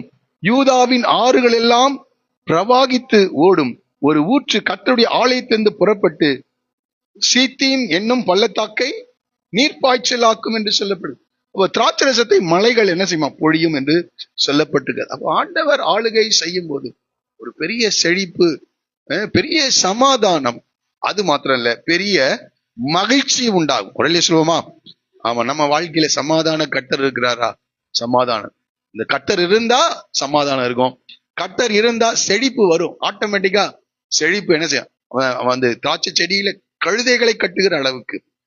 அது மாத்திரம் இல்ல, தங்கள் வஸ்திரங்களை திராட்சை ரசத்திலே தோய்த்து எடுக்கிற ஒரு நிலை. அதெல்லாம் அந்த செழிப்பை குறித்து சொல்லப்பட்டுகிற வார்த்தைகளாக காணப்படுகிறது. ஏனென்றால் இந்த 49வது அதிகாரமே ஒரு பாடலாக காணப்படுகிறது, ஒரு கவிதையாக காணப்படுது. அப்ப கவிதையில என்ன செய்வாங்க? இப்படிதான் அவங்க எழுதுவாங்க. ஆகவே இங்கே மூன்றாவது காரியம் நான் சொல்றேன், இருதயத்தை மகிழ்ச்சியாக்குகின்ற ஒரு காரியமாகவும் காணப்படுகிறது. அப்போ இருதயத்தை மகிழ்ச்சியாக்கும்னா சமாதான கர்த்தர் வருமளவும் என்று சொல்ல. இப்ப சமாதான கர்த்தர் வந்துட்டார். இப்ப அவரை ஏற்றுக்கொள்கிற ஒவ்வொருவருடைய வாழ்க்கையிலையும், அவன் வாழ்க்கையில ஆண்டவரை ஏற்றுக்கொள்ள ஒவ்வொருடைய வாழ்க்கை சமாதானத்தை கொடுக்கிறாரு, செழிப்பை கொடுக்கிறாரு, மூன்றாவது மகிழ்ச்சியை கொடுக்கிறார். கடைசியா ஒரே ஒரு வசனத்தை நான் சொல்லி இன்றைக்கு என்னுடைய செய்தியை நான் நிறைவு செய்ய விரும்புகிறேன். 1 யோவான் நிருபம் 3ஆம் அதிகாரம். 1 யோவான் நிருபம் 3ஆம் அதிகாரம் 3-4 வசனங்கள் எல்லாரும் சேர்ந்து வாசிக்கலாமா? 1 யோவான் 1ஆம் அதிகாரம் 3-4 வசனங்கள் சேர்ந்து வாசிப்போம். நீங்களும் எங்களுடைய ஐக்கியம் உள்ளவர்களாகும்படி நாங்கள் கண்டும் கேட்டும் இருக்கிறதை உங்களுக்கு அறிவிக்கிறோம். எங்களுடைய ஐக்கியம் பிதாவோடும் அவருடைய குமாரனாகிய இயேசு கிறிஸ்துவோடும் இருக்கிறது. உங்கள் சந்தோஷம் நிறைவாயிருக்கும்படி இவைகளை உங்களுக்கு எழுதுகிறேன். உங்கள் சந்தோஷம் நிறைவாயிருக்கும்படி எழுதுகிறேன். என்ன செய்யணும்னா, உங்களுடைய ஐக்கியம் யாரோடு கூட இருக்கணும்? பிதாவோடும் அவருடைய குமாரனாகிய இயேசு கிறிஸ்துவோடும் ஐக்கியம் இருந்தால் உங்களுடைய சந்தோஷம் எப்படி இருக்கும்? நிறைவா இருக்கும். நான் திராட்சை ரசத்தை குடிக்கிறேன்னு போயிடாதீங்க. தேவனோடும் அவருடைய குமாரனாகிய கிறிஸ்துவோடும் நம்முடைய ஐக்கியம் இருக்கும் என்றால் சந்தோஷம் எப்படி இருக்குமா? நிறைவாக. சமாதான கர்த்தர் இந்த யூதாவின் கோத்திரத்திலே வெளிப்படுவார். அவர் சமாதானத்தை அருளுகிற தேவனா இருக்கிறார். அவர் செழிப்பை கொடுக்கின்ற தேவனாக அவர் காணப்படுகிறார். நிறைவான சந்தோஷம், அதான் இங்கே நான் படிக்கிறோம். சந்தோஷம் எப்படி இருக்குமா? நிறைவா இருக்கும்படி இவைகளை உங்களுக்கு, அப்போ இயேசுவோடு கூட பிதாவோடு கூட உள்ள ஐக்கியம் நமக்கு நிறைவான சந்தோஷத்தை, நிறைவான செழிப்பை, நிறைவான சமாதானத்தை கொடுக்கிறதாக இருக்கு. இப்ப எங்கிருந்து எங்க முடிக்கிறார் பாருங்க. யூதா என்ற கோத்திரத்தில் ஆரம்பித்து அந்த கோத்திரத்தினுடைய சிறப்புகளை சொல்லிவிட்டு எங்க போய் நிற்கிறார் பாருங்க. சமாதான கர்த்தர் இந்த யூதா கோத்திரத்துல வெளிப்படுவார் என்று சொல்லி முடிக்கிறார். இப்போ இந்த யாக்கோபு எவ்வளவு பெரிய தீர்க்கதரிசின்னு நம்ம பார்க்கிறோம்ல. ஆமா, யாக்கோபு ஒரு ஏமாற்றுகிறவனாக ஆரம்பித்தாலும் முடிக்கும் போது தூர காலத்து செய்தியை அறிந்து கொள்ளுகிற அல்லது வெளிப்படுத்துகிற ஒரு பெரிய மாபெரும் தீர்க்கதரிசியாக தன்னுடைய வாழ்க்கையை நிறைவு செய்கிறார். கால வெள்ள அதுல இருந்து கூட நம்ம புரிந்து கொள்ளணும், எப்படி ஆரம்பிச்சோன்னு இல்ல, நம்ம எப்படி முடிக்க போகிறோம் என்று. தன்னுடைய சந்ததியாருக்கு சொல்லுகிறார், பின் நாட்கள் நடக்க போகிற காரியங்களை நான் உங்களுக்கு அறிவிப்பேன் என்று சொல்லுகிறார். யோசிச்சு பாருங்களேன். ஒரு ஒரு ஒரு பெரிய ஒரு தீர்க்கதரிசியாக நம்ம சொல்றோம். ஏசாயா, எரேமியா இவங்களெல்லாம் பெரிய தீர்க்கதரிசி. ஆனா ஆரம்பத்துல யாரே இருந்திருக்கா? ஆமா, இந்த யாக்கோபு ஒரு மிகப்பெரிய தீர்க்கதரிசியாக காலங்களிலே அந்த சந்ததிகளிலே நடக்க போகின்ற காரியங்களை இந்த யாக்கோபு மிக தெளிவாக இங்கே குறிப்பிடுகிறதை நாம் பார்க்கிறோம். இந்த கோத்திரத்தை பற்றி பேசுகிறார். அங்க இருக்கிற ஜனங்களுடைய மனப்பான்மையை குறித்து பேசுகிறார். அவருடைய சுவாபத்தை குறித்து என்ன செய்கிறார்? பேசுகிறார். அதுக்கு அவர் தெரிந்தெடுத்தது என்னது? சிங்கத்தை குறித்து சொல்லுகிறார். சிங்கம் படிச்சு பாத்தீங்கன்னா இந்த அதிகாரம் முழுவதிலும் இந்த ஒவ்வொரு கோத்திரத்தை குறித்து சொல்லும் போது ஒவ்வொரு வார்த்தைகளை சொல்கிறார். வாசிக்கலாமா? சில நபர்களை குறித்து சொல்லும் போது அவர் இந்த அதிகாரத்தை நீங்க படிச்சு பாத்தீங்கன்னா சிலரை பெண்மான் என்று சொல்லுகிறார். சிலரை அந்த இடத்தை படிக்கலாமா?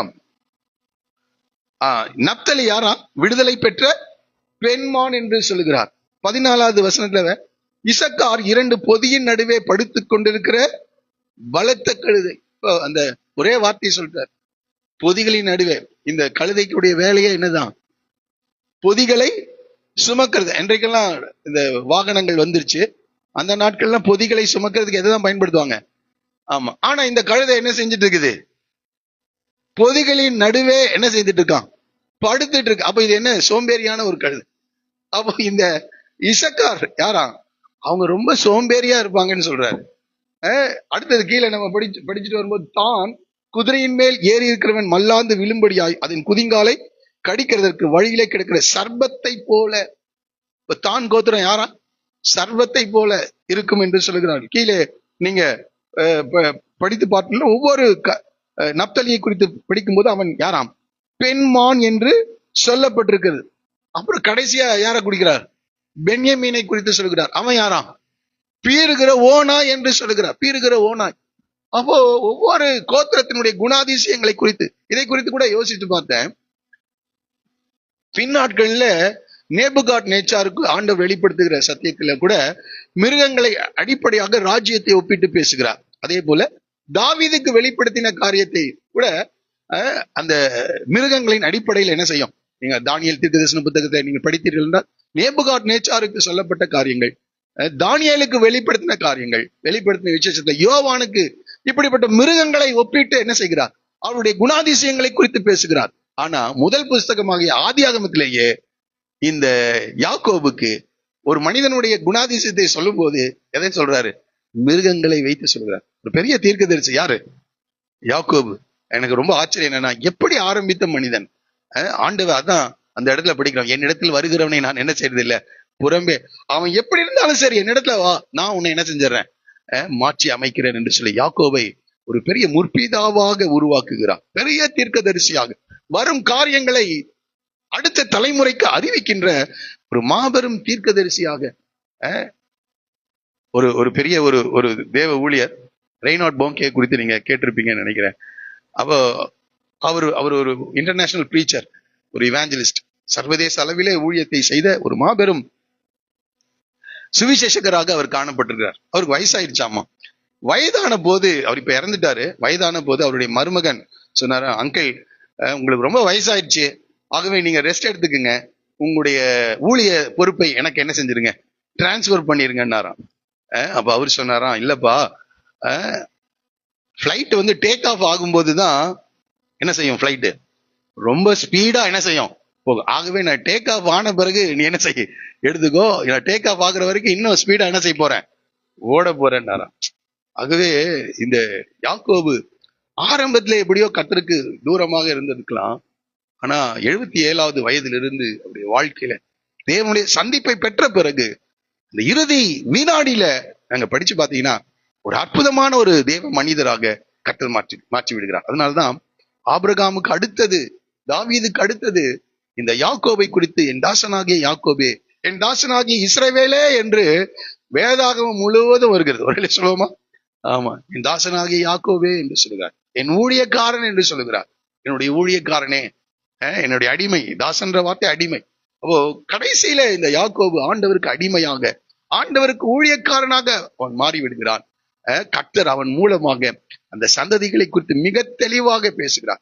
ரூபனும் சிமியோனும் லேவியும் இந்த யாக்கோபுடைய இருதயத்தை வேதனைப்படுத்தி இருந்தாலும், ஆரம்ப காலங்களில் இந்த யூதாவுக்காக இந்த யாக்கோபு கண்ணீர் விட்டு இருந்தாலும், பிற்காலங்களில் யூதாவுடைய மனம் திரும்புதலை பார்த்த பிறகு அவனுடைய வாழ்க்கையிலே தேவன் செய்ய போகிற மாபெரும் கிரியைகளை அறிந்து தீர்க்க தரிசனமான நல்ல வார்த்தைகளை யாக்கோபு அறிவிக்கின்றவராக இருக்கிறார். சுலோமா இதை படிக்கும்போது ரொம்ப சந்தோஷம் எனக்கு. எவ்வளவு உருமாற்றத்தை கர்த்தர் உருவாக்குறாருல ஒரு மனிதனுடைய வாழ்க்கையில. எவ்வளவு நீண்ட காலத்து செய்தியை கர்த்தர் இந்த மனிதனுடைய வாயில வைக்கிறார். சொல்றார், இதை சொல்லி முடித்த உடனே அவன் மரித்து போனான் என்று சொல்லப்பட்டிருக்கிறது. அவை அந்த கடைசி நேரத்துல யாக்கோபுடைய அந்த வாயிலிருந்து ஒவ்வொரு கோத்திரத்தை, அதான் ரொம்ப கிளியரா சொல்றாரு, நீங்கள் கூடி வாருங்கள், கடைசி நாட்களில் உங்களுக்கு நேரிடும் காரியங்களை நான் அறிவிப்பேன். இருக்கிற ஒவ்வொருவரை பார்த்து சொல்றேன். நம்ம வாழ்க்கை எப்படி வேணா ஆரம்பிச்சிருக்கலாம், கிறிஸ்தவ வாழ்க்கையில நீங்க எப்படி வேணா காணப்பட்டிருக்கலாம். ஆனா இன்றைக்கு உடைய வாழ்க்கை யாக்கோபை போல நம்ம ஒப்புக் கொடுப்போம். அதே போல இந்த சந்ததிகள், இந்த யூதாவை குறித்து இன்றைக்கு நான் உங்களுக்கு சொன்னேன். ஆரம்பத்தில் சுயநலக்காரனாக இருந்த ஒரு மனிதன், சுயநலக்காரன், எப்பொழுது மற்றவர்களுக்காக வாழ தன்னை அர்ப்பணித்தானோ அன்றையிலிருந்து அவருடைய வாழ்க்கையை கர்த்தர் மாற்றுகிறார். அத முதல்ல நம்ம ஆண்டவருக்காக வாழணும். ஆண்டவருக்காக வாழ்கிற எல்லாருமே மற்றவர்களுக்காக தான் என்ன செய்வாங்க, வாழ்கிறவராக மாறுவாங்க. பென்யமீனை போல பீறுகிற ஓனாய என்ன செய்யக்கூடாது, இருக்கக்கூடாது. இந்த இடத்துல 2 பொதிகளின் நடுவே படுத்துக் கொள்ளுகிற கழுதையை போல, இசக்கார் கோத்திரத்தாரை போல என்ன செய்யக்கூடாது, இருக்கக்கூடாது. பால சிங்கமாக, 3 வித சிங்கங்களை குறித்து சொல்லுகிறார். அந்த சிங்கங்களை போல அவள் கர்த்தருக்காக அவள் எழும்புகிறாள். அந்த கோத்திரத்தை பார்க்கும் போதே சொல்லுகிறார், ஆண்டவரை அறிவிக்கின்ற அந்த லேயால் அவளுக்கு ரொம்ப அற்புதமா யூதான் பேர் வச்சான்னு நான் சொன்னேன். ஏனென்றால் அவள் எதிர்மறையான சூழ்நிலை தேவனை மகிமைப்படுத்துகிறாள், தேவனை ஆராதிக்கிறவளாக காணப்பட்டாள். அதனால அந்த பிள்ளையை கற்றுக் கொடுத்த போது கர்த்தரை மகிமைப்படுத்த வண்ணமாக அதற்கு யூதா என்று என்ன செய்கிறான், பெயரிடுகிறான். ஆரம்பத்தில் சில காரியங்கள், ஒருவேளை இந்த வார்த்தையிலிருந்து கூட பெற்றோருக்கு நான் சொல்லுகிற ஒரு காரியம், சில நேரங்களிலே பிள்ளைகள் நமக்கு எதிராக செயல்படலாம். அவருடைய காரியங்களில் சில தவறுகள் காணப்படலாம், நம்முடைய இருதயத்தை வருத்தப்படுத்துகிறதாக காணப்படலாம், ஆனால் ராகேல் தன் பிள்ளைகளுக்காக அழுதாள் என்று சொல்லப்பட்டிருக்கிறது. மரிக்கிற நேரத்துல அந்த எப்ராஹிம் யோசேப்பு பென்யமீனுக்காக என்ன செஞ்சிருக்கா, அழுது இருக்கிறார். ஆனால் அந்த கோத்திரத்திலே பிற்காலங்களிலே கர்த்தர் மகிமையான காரியங்களை கர்த்தர் செய்தார். ஆகவே இந்த லேயாளுடைய விசுவாச பார்வை அது ஒரு கோத்திரமாக என்ன செய்கிறது, உருவாகிறது. அது ராஜா கோத்திரமாக, ஜனங்களை ஆளுகை செய்கின்ற ஒரு கோத்திரமாக உருவாகுது. அந்த கோத்திரத்துல யார் வரா, சமாதான கர்த்தர் வருகிறார். அப்ப பிதாவோடும் அவருடைய குமாரனாகிய இயேசு கிறிஸ்துவோடும் யார் ஐக்கியமுடையவர்களாக இருக்கிறார்களோ, 3 காரியங்களை சொன்னேன். அவர்களுக்கு சமாதானம் கிடைக்கும், செழிப்பு ஆசீர்வாதங்கள் கிடைக்கும், 3வதாக நிறைவான மகிழ்ச்சியை கற்றுக் கொடுப்பார் என்று சொல்லி என்னுடைய வார்த்தையை நான் நிறைவு செய்கிறேன். நாம் எல்லாரும் எழுந்து நின்று ஜெபித்து நாம் இந்த ஆராதனையை நிறைவு செய்யலாம். தயவு செய்து எல்லாரும் எழுந்து நிற்போமா. இந்த முதல் கர்த்தருடைய ஆராதனை இந்த வருடத்தின சகோதரில் புகழப்படுபவன் நீயே, ஜனங்கள்